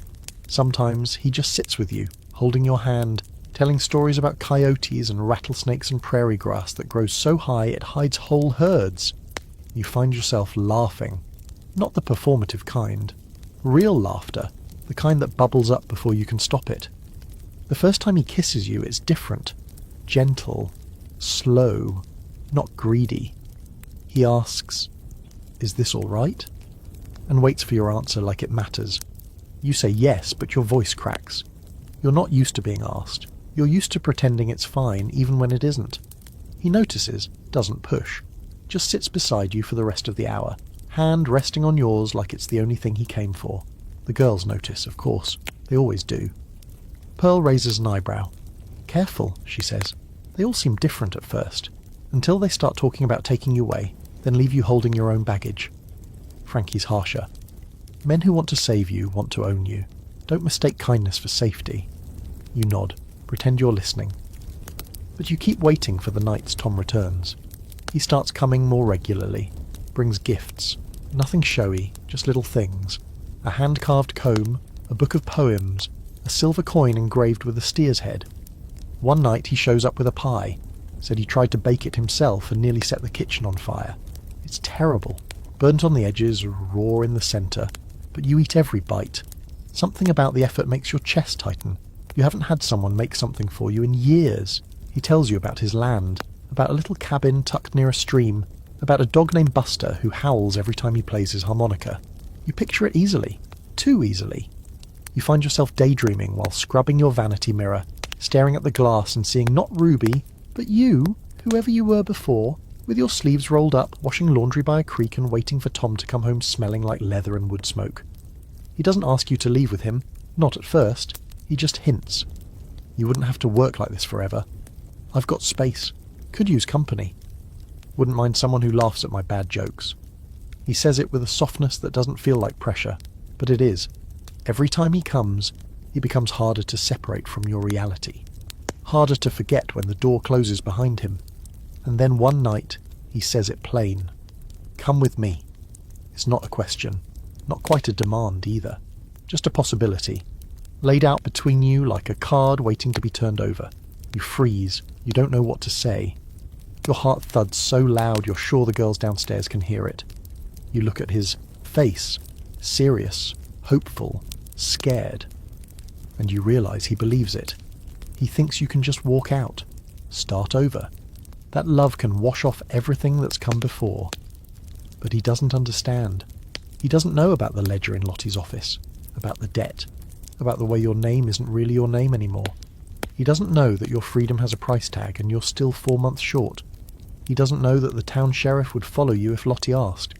He doesn't know that even if you left, the past clings like cigarette smoke. It stains your skin and hides in your hair. You try to explain. You tell him about the money, about the rules. You expect him to balk, to retreat. But he says, I can pay it. And that's worse. Because now, the fantasy has strings. Now you're not walking away free. You're being bought again, just with a softer voice and a gentler hand. It's not love, not really. It's rescue. And rescue comes with chains, even if they're velvet.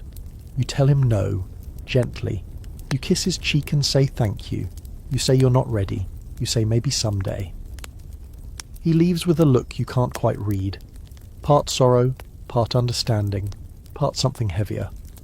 After that, he doesn't come back. You sit on the porch that night, alone, watching moths bump into the lamp glass, wings thudding gently like hearts against bone. Pearl joins you, hands you a cigarette, says nothing. You both sit there for a long time. Inside, the house buzzes with laughter and music. Another performance, another night. And you? You go back to your room, you brush your hair, you light your lamp, and you keep the silver coin with the steer's head in the drawer by your bed. Not because you still believe in love, but because you remember, just once, how it almost felt real. It begins with gunfire, not the casual kind, the occasional echo of drunken bravado that comes from the saloon on payday weekends. This is different, louder, closer, the kind of sound that stops conversation mid-sentence, makes glasses freeze mid-air, and sends your pulse skittering like dice across a saloon table. You're downstairs in the parlour, helping Pearl pin a brooch into her curls, when the first shot cracks through the quiet like a whip. You both freeze, then a second, then shouting. Frankie's at the window before you can even move, peeking through the curtain. Hell's breaking loose, she mutters, voice low, steady. From the angle, all she can see is the dusty road. Flashes of movement, a glint of sunlight on steel. Some idiot's brought a score to town, she adds, and you already know this is going to be one of those nights. It happens every so often. A robbery gone wrong, a feud that spilled past the saloon doors, or some bounty hunter who finally caught up with the wrong man at the wrong time. There are too many guns in this town, too many hard eyes and faster hands. The tension's always there, hanging like smoke above the rooftops, and tonight it finally snapped. Miss Lottie appears from nowhere, commanding and sharp. Shutters closed, lamps low, no one in or out. She moves like a woman who's seen more than one bad night, who knows exactly how fast chaos spreads once blood hits the dirt. She locks the front door herself, slides the bolt with practiced precision, and checks each window. Stay away from the glass, she adds, and don't open that damn door for anyone unless I say so. You pull the curtains in your room, heart hammering. The rest of the girls scatter, some hiding in their rooms, some gathering in the back hallway where the walls are thickest. Lucy is crying quietly, with her knees pulled to her chest. Pearl hands her a flask. Dahlia paces. Frankie is already upstairs with her revolver, posted by the front-facing window, eyes alert, watching for anything or anyone too close. The noise outside builds, hooves pounding, men yelling. Another round of shots, closer now. You catch phrases, "Get down! He's got a hostage! I swear I'll burn it all." And you think you hear the sheriff's voice barked commands with no power behind them. Then a scream. You don't know who it is. Don't know if it's someone you know, or just another faceless body in the street. But it's sharp, raw, the kind of sound that crawls under your skin and stays there. The floor trembles once, maybe from a blast or a heavy body falling, and you huddle in the hallway with the others, candles flickering, eyes wide. For a moment everything is still, like the world is holding its breath. Then, slowly it shifts. The sounds begin to fade, hooves retreating, voices breaking apart, the last coughs of violence dissolving into desert wind. After what feels like an hour, the quiet returns. But it's not peace. It's the thick, waiting kind of quiet. You all remain where you are, unmoving, until Lottie gives the all clear. The door stays locked, but the house begins to exhale. Frankie finally relaxes her grip on the revolver. Pearl helps Lucy to her feet. You pour a drink with shaky hands. The night isn't over, but the worst might be. You don't open for business that night. Even Lottie knows better. The sheriff comes to the door eventually, hat in hand, voice low, and Lottie meets him alone. You hear her arguing with him through the wood, something about stray bullets, broken windows, promises made. She doesn't raise her voice, but each word carries weight like buckshot. She doesn't let him in. The next morning, you learn what happened. A drifter, wanted in 3 states, tried to rob the saloon with 2 others. Someone recognised him, gunfire broke out, and by the time the dust settled, 4 were dead, including a deputy and a shopkeep who stepped out to throw washwater into the alley at the wrong moment. The preacher calls for calm, the saloon closes for a day out of respect, and the brothel, quietly, becomes the safest place in town, at least for now. But the damage is done. The front parlour window is cracked, one of the porch columns has a bullet embedded in the wood, and Gerald finds a hole in the side fence, as if someone tried to climb in or out during the shootout. Lottie has it mended before noon. She doesn't speak of the night again, but you do. The girls replay it over coffee, over whiskey and the bathhouse steam. What if they'd come here? What if someone barged in? Would we have fought, you all ask, but no one really answers.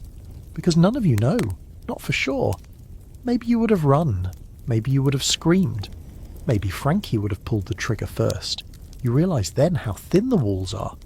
Not just the wood and plaster, but the illusion of control you all live inside. One night, one man, one wrong move, that's all it takes. It doesn't matter how many rules you follow or how perfect your act. Violence doesn't knock. It kicks in the door and doesn't care if you're in costume. Still, the house carries on.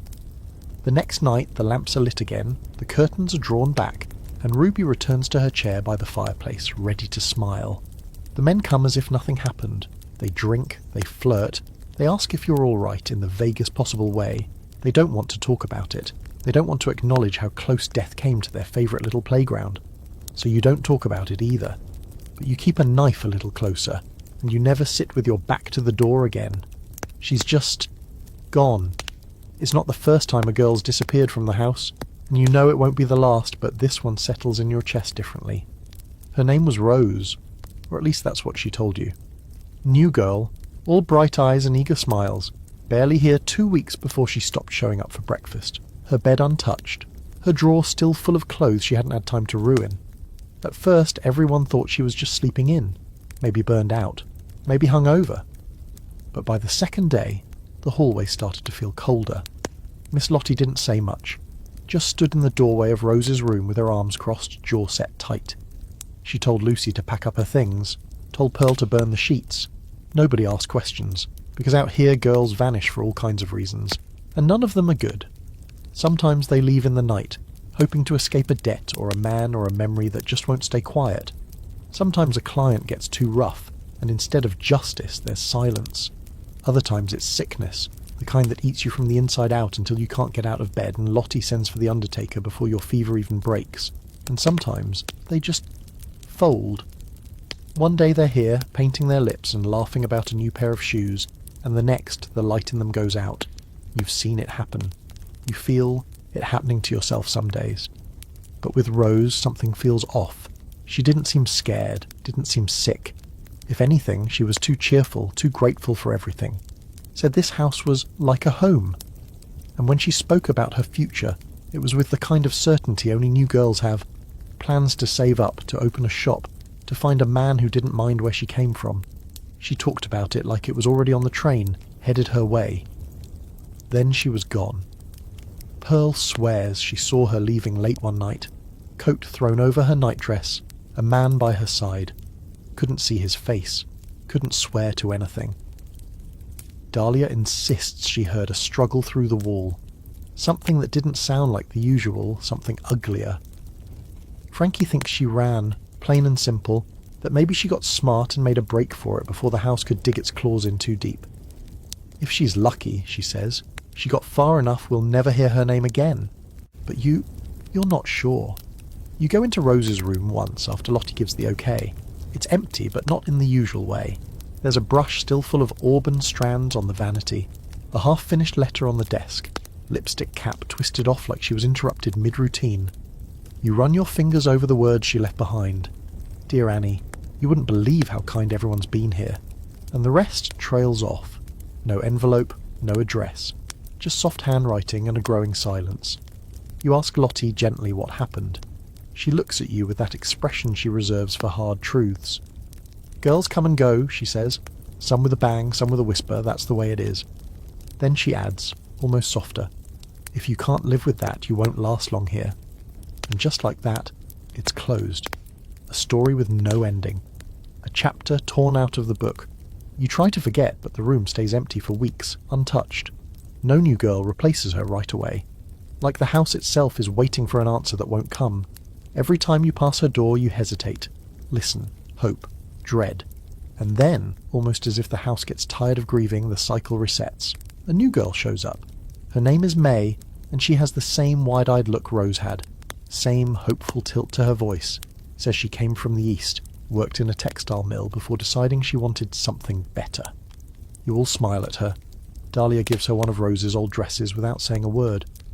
Frankie tells her to avoid the third client after midnight. Pearl shows her where to hide her cash. No one mentions the girl who wore that dress last, because that's how it works. One vanishes, another appears. The bed gets fresh sheets. The ledger gets another name. The house keeps moving. But late at night, when the lamps are low and the hallway's quiet, you sometimes think you hear Rose humming. The same tune she used to sing while brushing her hair. Soft and off-key, barely audible over the creak of the floorboards. You tell yourself it's the wind, or maybe Lucy, or maybe the memory curling itself around your ribs because it refuses to let go. And you wonder, what's worse, that she's dead, or that she's still out there, somewhere, waiting for someone to notice she's missing? The girls each carry ghosts. Frankie still has a ribbon from a girl named Marie. Pearl wears a locket she swore belonged to someone who vanished into the storm. Dahlia keeps a broken hairpin in her drawer and once told you, it belonged to the one who taught me how to smile through pain. You start to understand that this life isn't just about what you endure. It's about who you remember. The girls who vanish don't really disappear. They live in whispers, in old dresses, in stories told over whiskey on a Tuesday night. And you carry Rose with you now. In the brush you kept from her vanity. In the habit you have of humming her tune without realizing it. In the extra glance you give every girl who comes through the door, wondering how long she'll last. Because in this house, the walls don't talk, but they remember, and so do you. You miss your period. It takes a few days to even notice. The schedule in the house warps your sense of time. Nights blend into mornings, sleep comes in patches, and weeks drift by like dust on the windowsill. But once you realise, the thought settles over you like a storm cloud. You try to rationalise it away. Stress, maybe. You've been drinking too much coffee, too little sleep. But deep down, in that quiet part of you that knows your body better than anyone else ever could, you're pregnant. You don't tell anyone right away. You can't. Not until you're sure. And besides, what would you say? That a man whose name you don't know left you with something more than bruises and a few extra coins? That in a house full of bodies and noise you're suddenly more alone than ever? So you keep it quiet. You keep working. You pretend your world isn't tilting. But every night, as you button up your corset tighter to hide the swelling and force a smile that cracks just a little wider, it gets harder. You've seen it happen before. Pregnancy in the brothel is a whispered horror, not because it's rare, but because it's common enough to be unremarkable. You remember Elise, whose belly showed up before she could hide it, and how Miss Lottie quietly sent her away one rainy morning with a suitcase and no goodbye. And Clara, who bled out behind the bathhouse because she waited too long, and tried too hard to fix it herself with herbs and prayers. The rest of you whispered about it for a week, then stopped. Because you had to. Because work doesn't pause for grief. So now you carry that fear inside you, both literally and figuratively. A ticking clock you can't stop. You start making excuses to skip clients, saying you're sick or cramping. You drink mint tea, like it might reset time.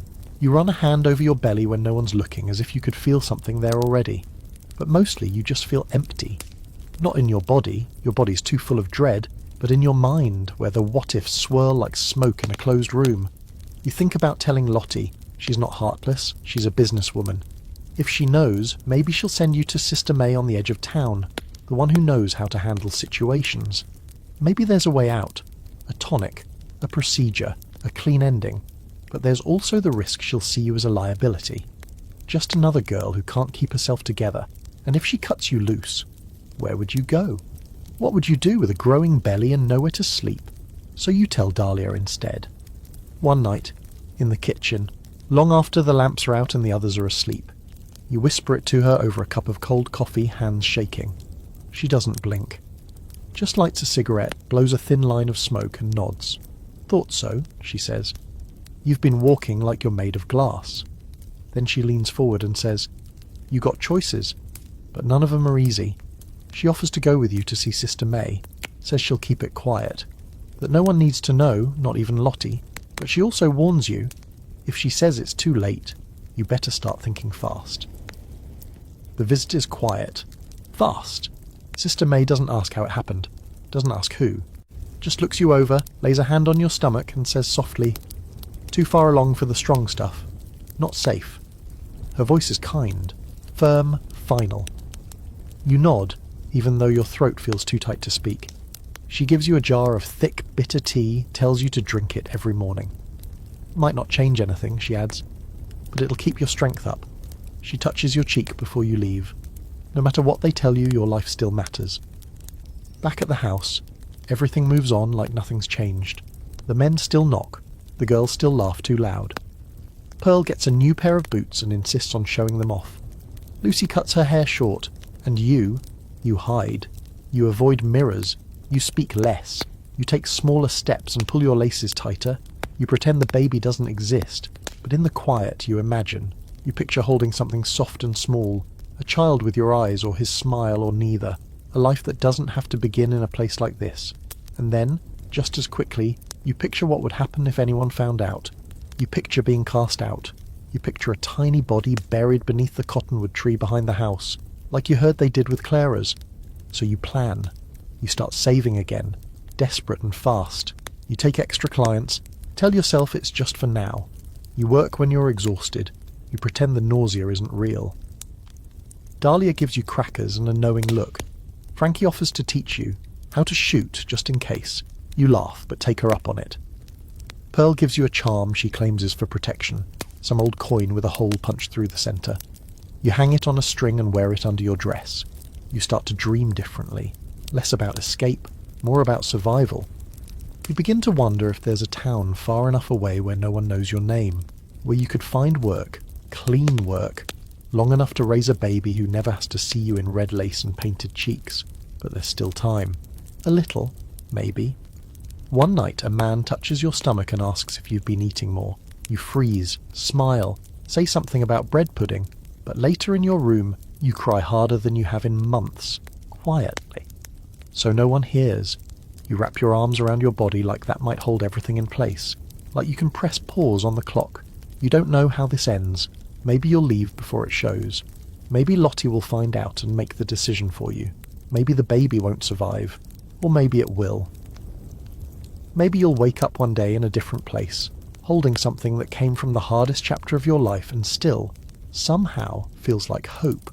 But until then, you keep going. Because that's what women like you do.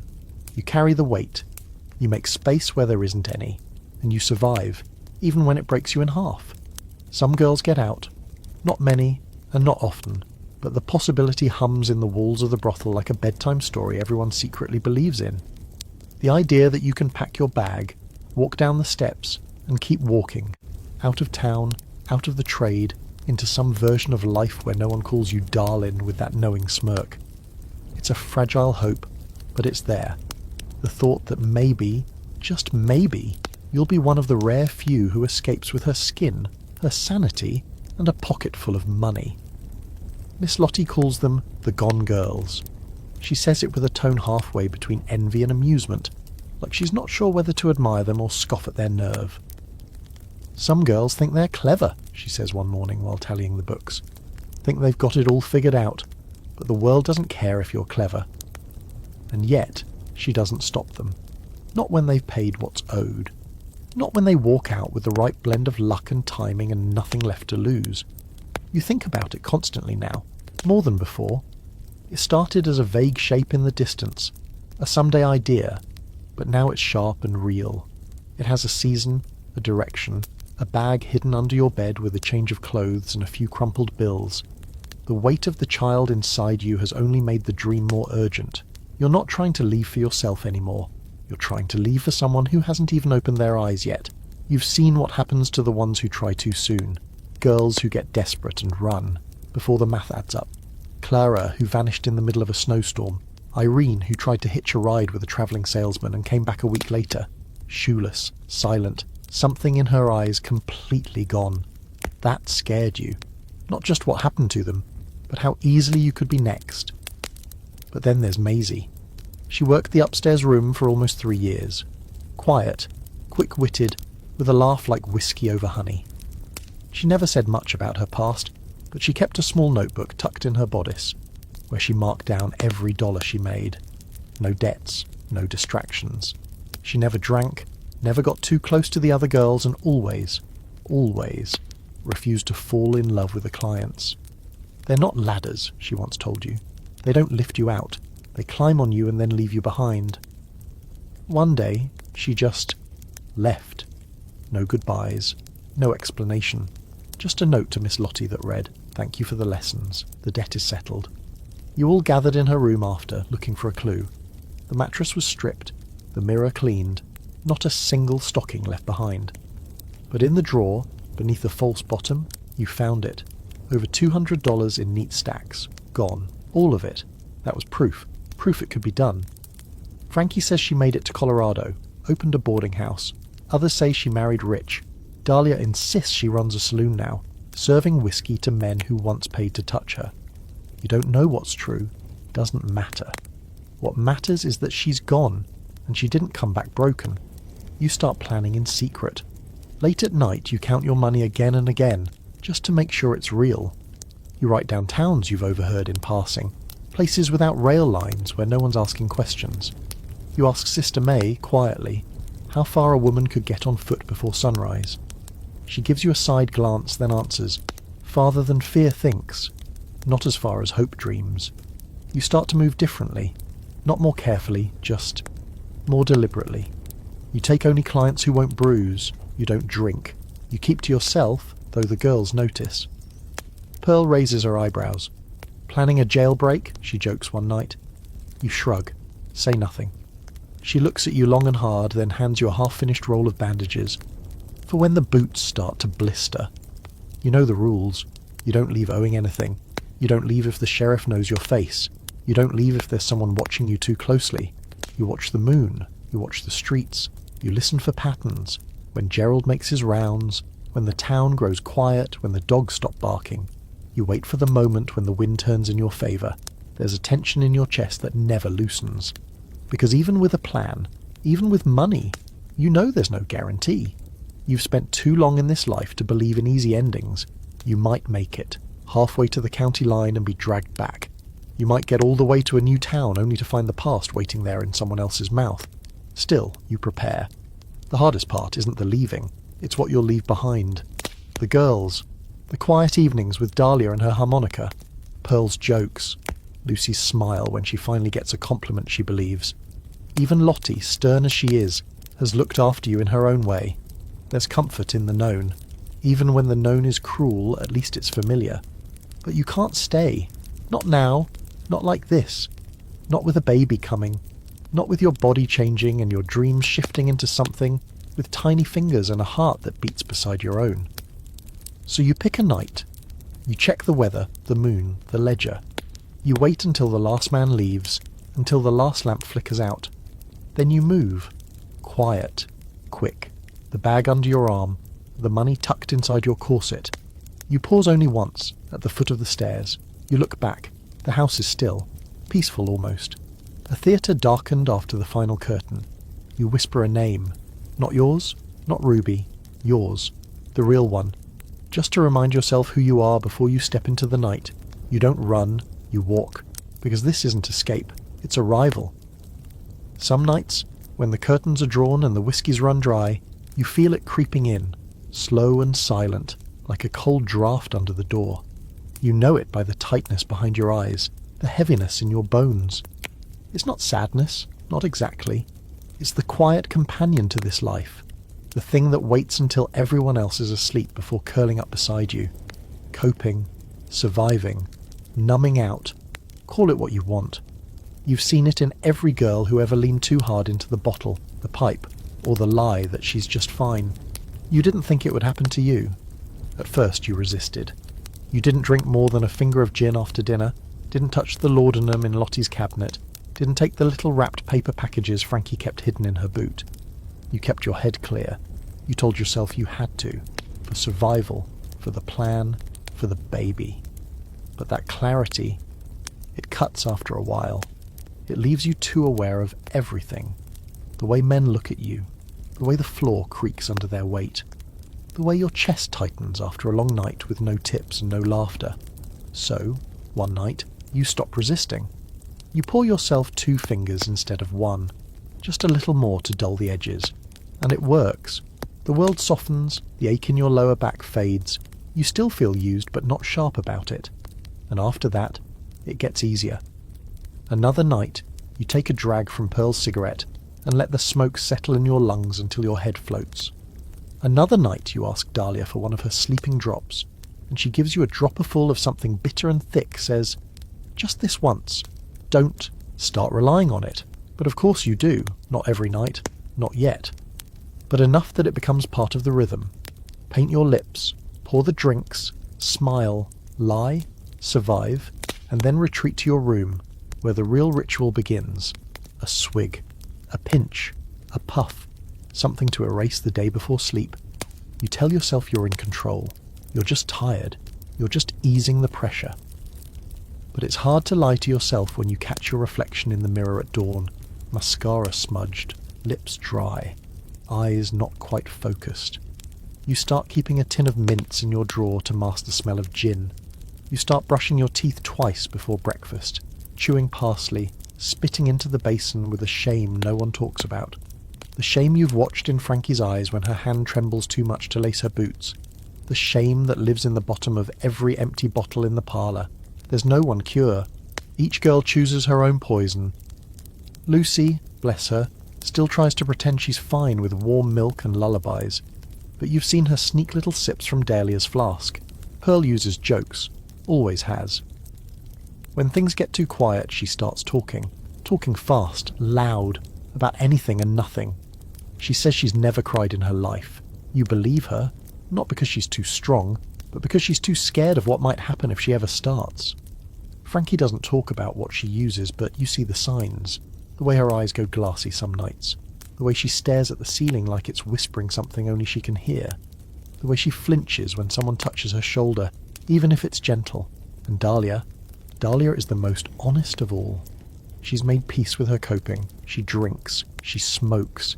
She soaks in laudanum when the weather shifts and the ache in her knees comes back. "We all have ghosts," she says. "I just make mine sleepy." Sometimes you wonder what life would be like if you didn't have to numb yourself. If you could sit in silence without panic, or sleep without dreams. You used to have those nights. Long ago, when you lived with people who said your name kindly. You remember what real sleep felt like. The kind that didn't come from a bottle. Now it feels foreign. A luxury. Something you traded away for a roof, a job, and enough coin to stay alive. You try to stay balanced. You do. You tell yourself, no drink before noon. No pipe unless it's been a bad night. Don't touch what you can't name. But then the baby kicks, or your ribs ache, or a client says something that sticks to you like grease, and you reach for whatever's close. You stop calling it weakness. You start calling it maintenance. Just another part of the job. Miss Lottie doesn't interfere much. She has a rule about drinking on shift, but she turns a blind eye to most things so long as you're earning and not breaking things. She keeps a bottle in her desk too, not that she ever shares. The worst nights are the ones when nothing works, when the drink doesn't dull, when the drops make your head spin but your heart still races, when you lie on the bed staring at the ceiling, nails dug into your thighs, trying not to remember every man who's ever said your name like it wasn't real. That's when the fear creeps in, not of the men, not of the house, but of yourself, of how easy it is to disappear one swallow at a time. You make a promise to the baby. You whisper it over and over, that you won't let yourself fall too far, that you'll keep your head above water, that you'll leave soon, that this is temporary, just until you have enough, just until you're ready, just until you can breathe without burning. In the meantime, you keep your poisons small, you portion out your escapes, you find new little comforts. A letter written but never sent. A lullaby hummed into your pillow. The weight of a silver coin in your palm, rubbed smooth from all the times you've held it while dreaming of something better. Because coping isn't weakness. Not here, not now. It's the only way you survive. It's barely past dusk when the church bell rings. Just once, low and slow, a warning as much as a call. You hear it from the kitchen, halfway through a bowl of stew that tastes like sawdust and regret. Every girl in the house goes still for a beat, heads turning like you've all been slapped at the same time. No one says the word, but it lands heavy anyway. Raid. There's a certain kind of silence that comes before it. A pause in the air like the town is holding its breath. You feel it deep in your chest. Then, just as expected, comes the knock. It's not a client's knock. Too loud, too sharp, too official.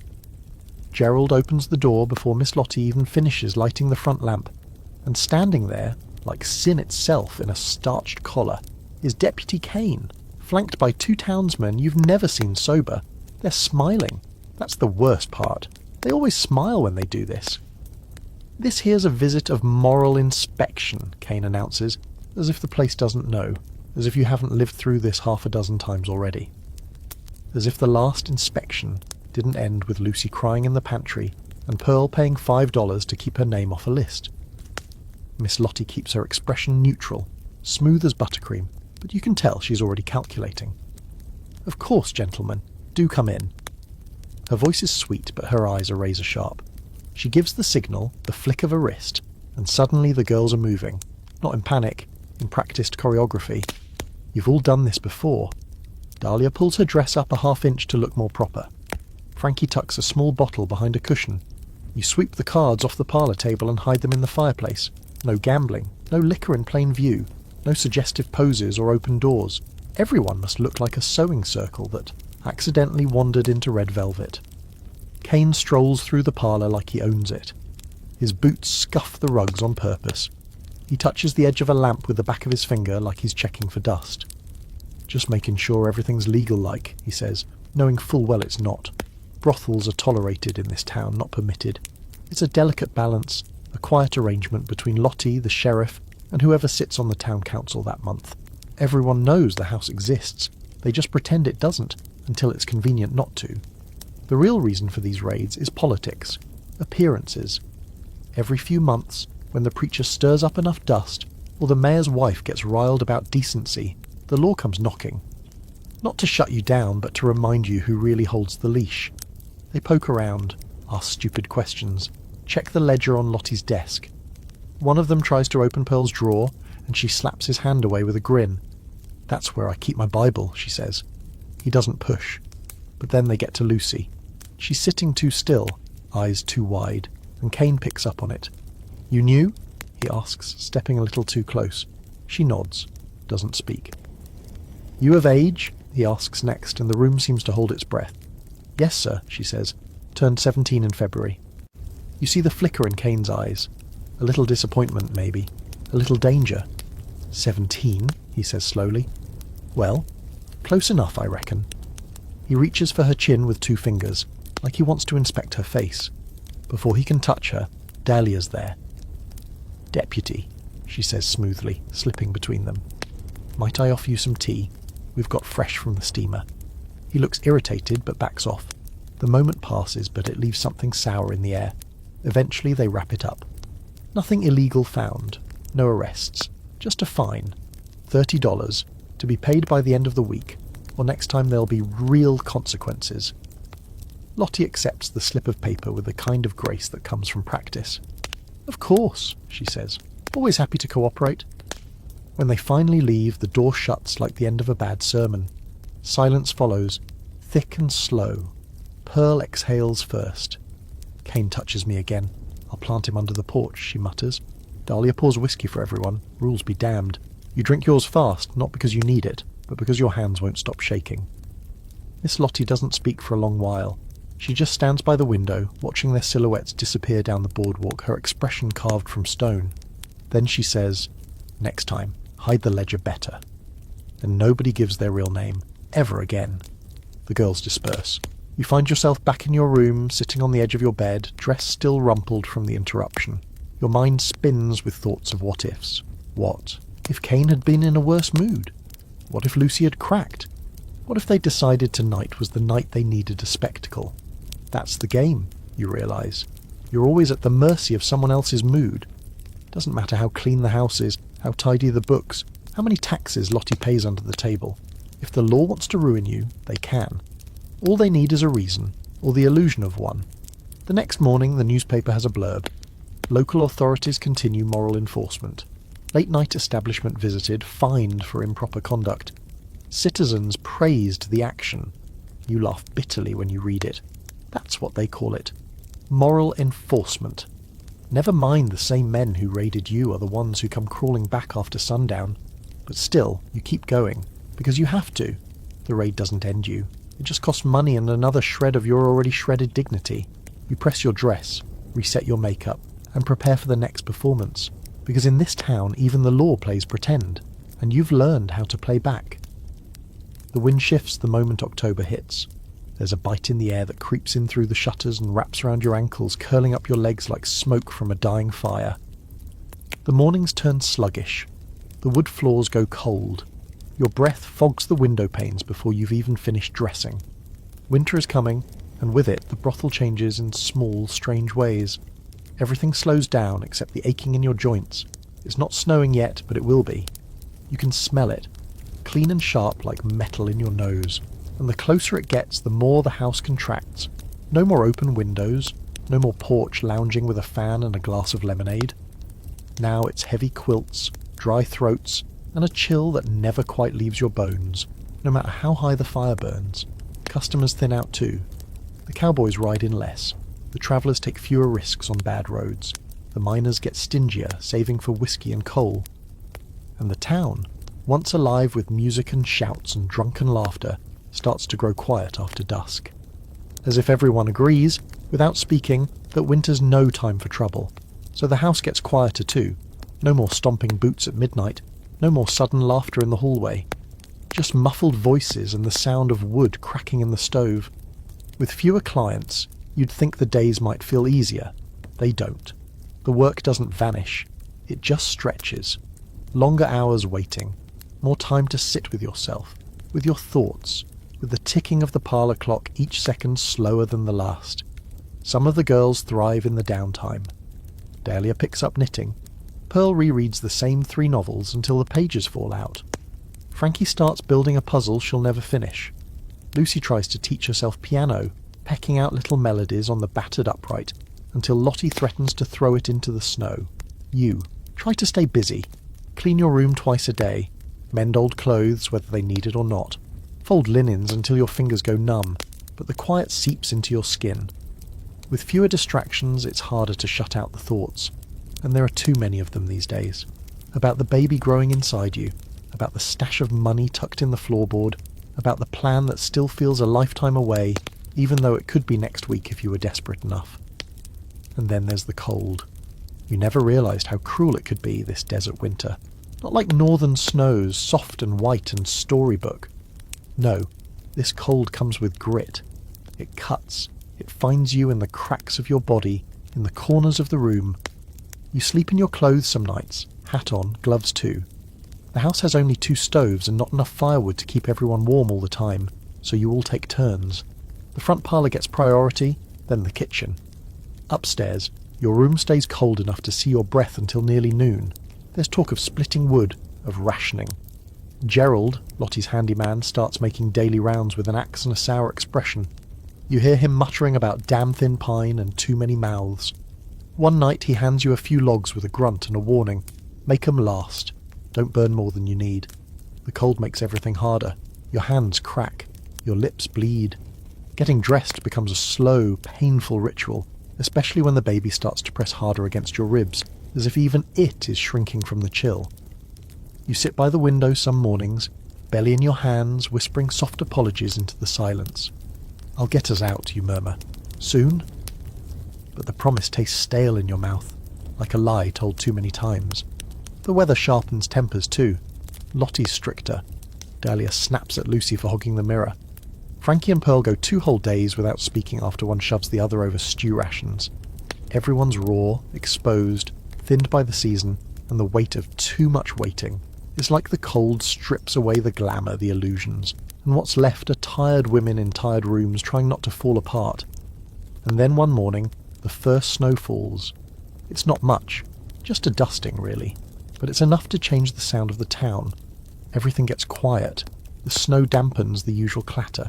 Even the brothel seems to breathe slower. You stand at your window, watching the flakes drift down onto the cracked roof of the stables, and for a moment it's beautiful. Software almost peaceful, until you remember snow means less movement, less money, more hunger. That week, Lottie cuts dinners to 1 course. No more pies, no more second helpings. She says it's temporary, but the look on her face says she's worried. You hear her arguing with Gerald in the hallway, about firewood, about meat deliveries, about what happens when the train stops. Running! It doesn't feel like a house anymore. It feels like a ship creaking on frozen water, unsure if the ice will hold. You have dreams now, thick with snow and silence. In them, you're walking through a white wasteland. No houses, no people. Just you and the baby, wrapped in a blanket, the wind pushing against you like it wants you to vanish. You wake up sweating, heart pounding, and stare at the ceiling until the sun creeps through the frost-covered glass. Sometimes you sit with the girls at night, curled near the stove like cats. No makeup, no corsets, just scarves and worn boots and cups of weak tea. You share stories you've already told a dozen times, because the sound of your own voice is better than nothing. Dahlia hums to herself. Pearl carves little shapes into the arm of the chair with a hairpin. No one tells her to stop. This is winter in the brothel. Not glamorous, not golden, just survival, hour by hour, meal by meal, dollar by dollar. You count the coins in your stash with frozen fingers. You stare at the calendar, its pages curling in the cold. You keep the bag packed under your bed, but you don't move. Not yet. The storm hasn't passed, and you're not quite ready to run barefoot through snow. They don't come back often, the girls who got out. Most vanish like smoke into the horizon. No letters, no word, no backward glances. You tell yourself that's a good sign. If they're not coming back, maybe it means they made it. Maybe they're safe, wrapped in wool somewhere, pouring coffee in a kitchen that doesn't reek of whiskey and sweat. But once in a while, every year or two, one of them does return, drifting into town like a ghost wearing new boots. It's always strange, those visits. The way they walk through the front door without knocking. The way their eyes scan the room, both familiar and foreign, like they're seeing a place that used to hold them but no longer does. And the house sees them too. The walls shift. The girls quiet down. Even Miss Lottie adjusts her posture ever so slightly, as if unsure whether to treat them like alumni or strangers. The last one who came back was Birdie. She used to run the upstairs corner room, the one with the chipped vanity mirror and the good view of the street. She left 2 years ago, no fanfare, just paid her final debt, gave Frankie a long hug, and walked into the dusk with a carpet bag and a smile that didn't quite reach her eyes. You all figured she was heading south. She'd always talked about San Antonio, warm weather, spicy food, and a boy who played the fiddle in some dive saloon near the river. But when she walked back in last week, she was dressed like someone who'd stopped pretending. Plain dress. No rouge. Hair pinned tight. She didn't even take off her gloves. She just looked around the room, at the velvet furniture, the decaying wallpaper, the tired eyes of girls too young to know they're tired yet, and said, "Not much has changed." Pearl laughed. "Neither have you." Birdie smiled, but not the way she used to. It was a tight smile, the kind that holds back more than it gives away. "Oh, I've changed plenty," she said. "That's why I can be here for a minute and not fall apart." She didn't stay long, just enough to sip weak tea in the parlour and catch up in clipped half-truths. She said she worked in a tailor's shop now, said she lived above it, said she doesn't miss the house, though she sometimes dreams of the soft sound of cards shuffling, or the way Dahlia used to sing old songs when she thought no one was listening. You believed her, mostly, but her eyes lingered too long on the parlour mirror. Her fingers kept fidgeting like they still wanted to smooth out lace and adjust corset hooks. Before she left, she pulled you aside, said she remembered you, said she used to watch you brushing your hair at the window, the way you stared out like you were counting every tree between you and the rest of the world. She looked at your belly, round now, undeniable, and didn't ask questions, just pressed a small coin into your hand, smooth with wear. "Buy something soft," she said, "for when the baby comes." And then she was gone. You stared at that coin for an hour before you tucked it away. Not with your escape stash, not with the brothel tips. You put it in a handkerchief with your most precious secrets. The silver steerhead token from Tom, a piece of lace from your first dress here, a dried sprig of lavender that Dahlia gave you one night when you were sobbing into your pillow. Sometimes you wonder how many of the Gone girls really got out for good. Some whisper about Belle, who married a cattle baron and now wears silk every day of the week. Others talk about Janie, who bought a saloon in Montana and only hires girls who want to be there. You don't know if those stories are true or just the fairy tales you all spin in the dead hours between clients when hope is the only thing keeping you upright. But then you meet one who did get out, and you see the wear in her eyes, and you realise escape isn't freedom. Not entirely. The brothel lives in your bones long after you leave it, in the way you flinch when someone raises their voice, in the way you count coins before meals, in the way you memorise every exit in a room the moment you walk in. It's not just the house you have to leave, it's the version of yourself that survived there. And that's harder than walking out the door. Still, it gives you something. Birdie's return, brief and brittle, reminds you that it can be done, that survival isn't a myth, that the world outside the brothel doesn't just swallow girls whole and forget their names. You think about your own plan again, the way you've mapped it out in your head, the weather, the roads, the train schedules, the quiet towns 2 counties over where no one knows your face. You add Birdie's coin to the plan, like a lucky charm. Lottie doesn't comment on her visit, but you see the way she cleans the ledger that night with a little more care, as if Birdie's presence unsettled the past too much, made it too real.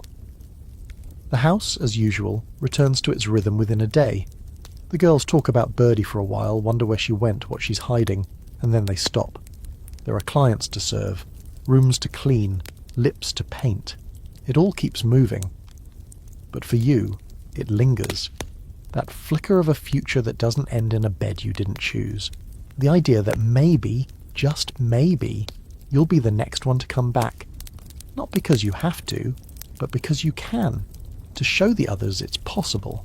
To remind yourself it was real. To prove that no matter how deep the velvet walls close around you, there's still a door. And sometimes, the door stays open just long enough for one girl to slip through. You don't plan for your final night on the job.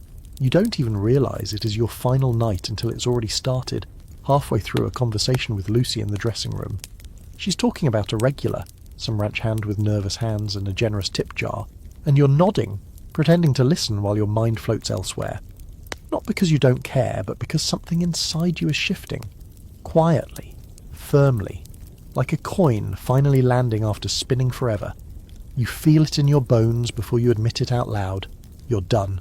The house is warm for once, heated by a stubborn fire that Frankie stoked into full flame after dinner. The pipes aren't clanging, the walls aren't creaking. Everything feels still. Not peaceful exactly, but suspended, like the world's holding its breath for you. You're nearly 8 months along now, the baby pressing under your ribs like a tucked elbow, a quiet but constant reminder. You move slower, breathe heavier, but no one questions you anymore. The girls know. The clients pretend not to notice. Tonight is no different than any other, at least on the surface. The usual parade of faces, men with beer breath and rough fingertips, each one looking to be touched, to be seen, to forget. And you've been performing so long you could do it blindfolded. The voice, the smile, the gentle laugh that makes them feel like kings. You're not angry, you're not bitter, you're just done. One of your regulars comes in around 10. A banker, polite, middle-aged, always cleans his shoes before walking upstairs. Tonight he hands you a small pouch of peppermint candy. "For the baby," he says awkwardly, and you nearly cry from the kindness. You take him upstairs, go through the motions, let him hold you for a while, though he never asks for much. He tells you he had a wife once, but she died. You tell him you had a future once, and he says nothing. After he leaves, you sit on the edge of your bed, palms resting on your knees, heart full of that strange, heavy quiet. The room looks the same as it always has. Faded wallpaper, worn rug, mirror smudged with powder and fingerprints. But tonight, you look at it differently. Like it's a painting you've stared at for too long, and suddenly all the lines have shifted. You move slowly. You stand, undress, and fold the costume of the night with care. Stockings, corset, earrings, the red dress with the fraying hem. You place them on the chair. You wash your face until the rouge is gone, and only your skin remains, pale and tired, but still yours. You brush your hair, listening to the steady rhythm of the wind outside, and hum Rose's old song, soft and off-key. You don't cry. Instead, you open the floorboard under your bed. The money's still there, just enough. Not plenty, but enough. You touch each bill like it might vanish, then slip them into your bag along with the locket, the silver coin from Tom, Birdie's peppermint, and that broken hairpin you never had the heart to throw away. You add a soft blanket for the baby and your cleanest dress. Nothing more. You wait until the house sleeps. One by one, the lights go out. The footsteps fade. The murmurs from the rooms hush down to silence. Even Lottie's heels stop clicking on the floorboards. Only the stove remains, crackling softly in the kitchen like a lullaby. You tiptoe down the hall, slow and steady, your boots barely whispering against the wood. You pass the girls' doors, Dahlia's soft snoring, Pearl talking in her sleep, Lucy's lullaby leaking faintly from behind the frame. You pause at each, place a hand on the wood, say goodbye without words. At the end of the hall you find Frankie by the back exit, as if she's been waiting. She doesn't say anything, just hands you a wool coat, hers, and nods once. You take it without asking how she knew. Of course she knew. Frankie always sees the end before it arrives.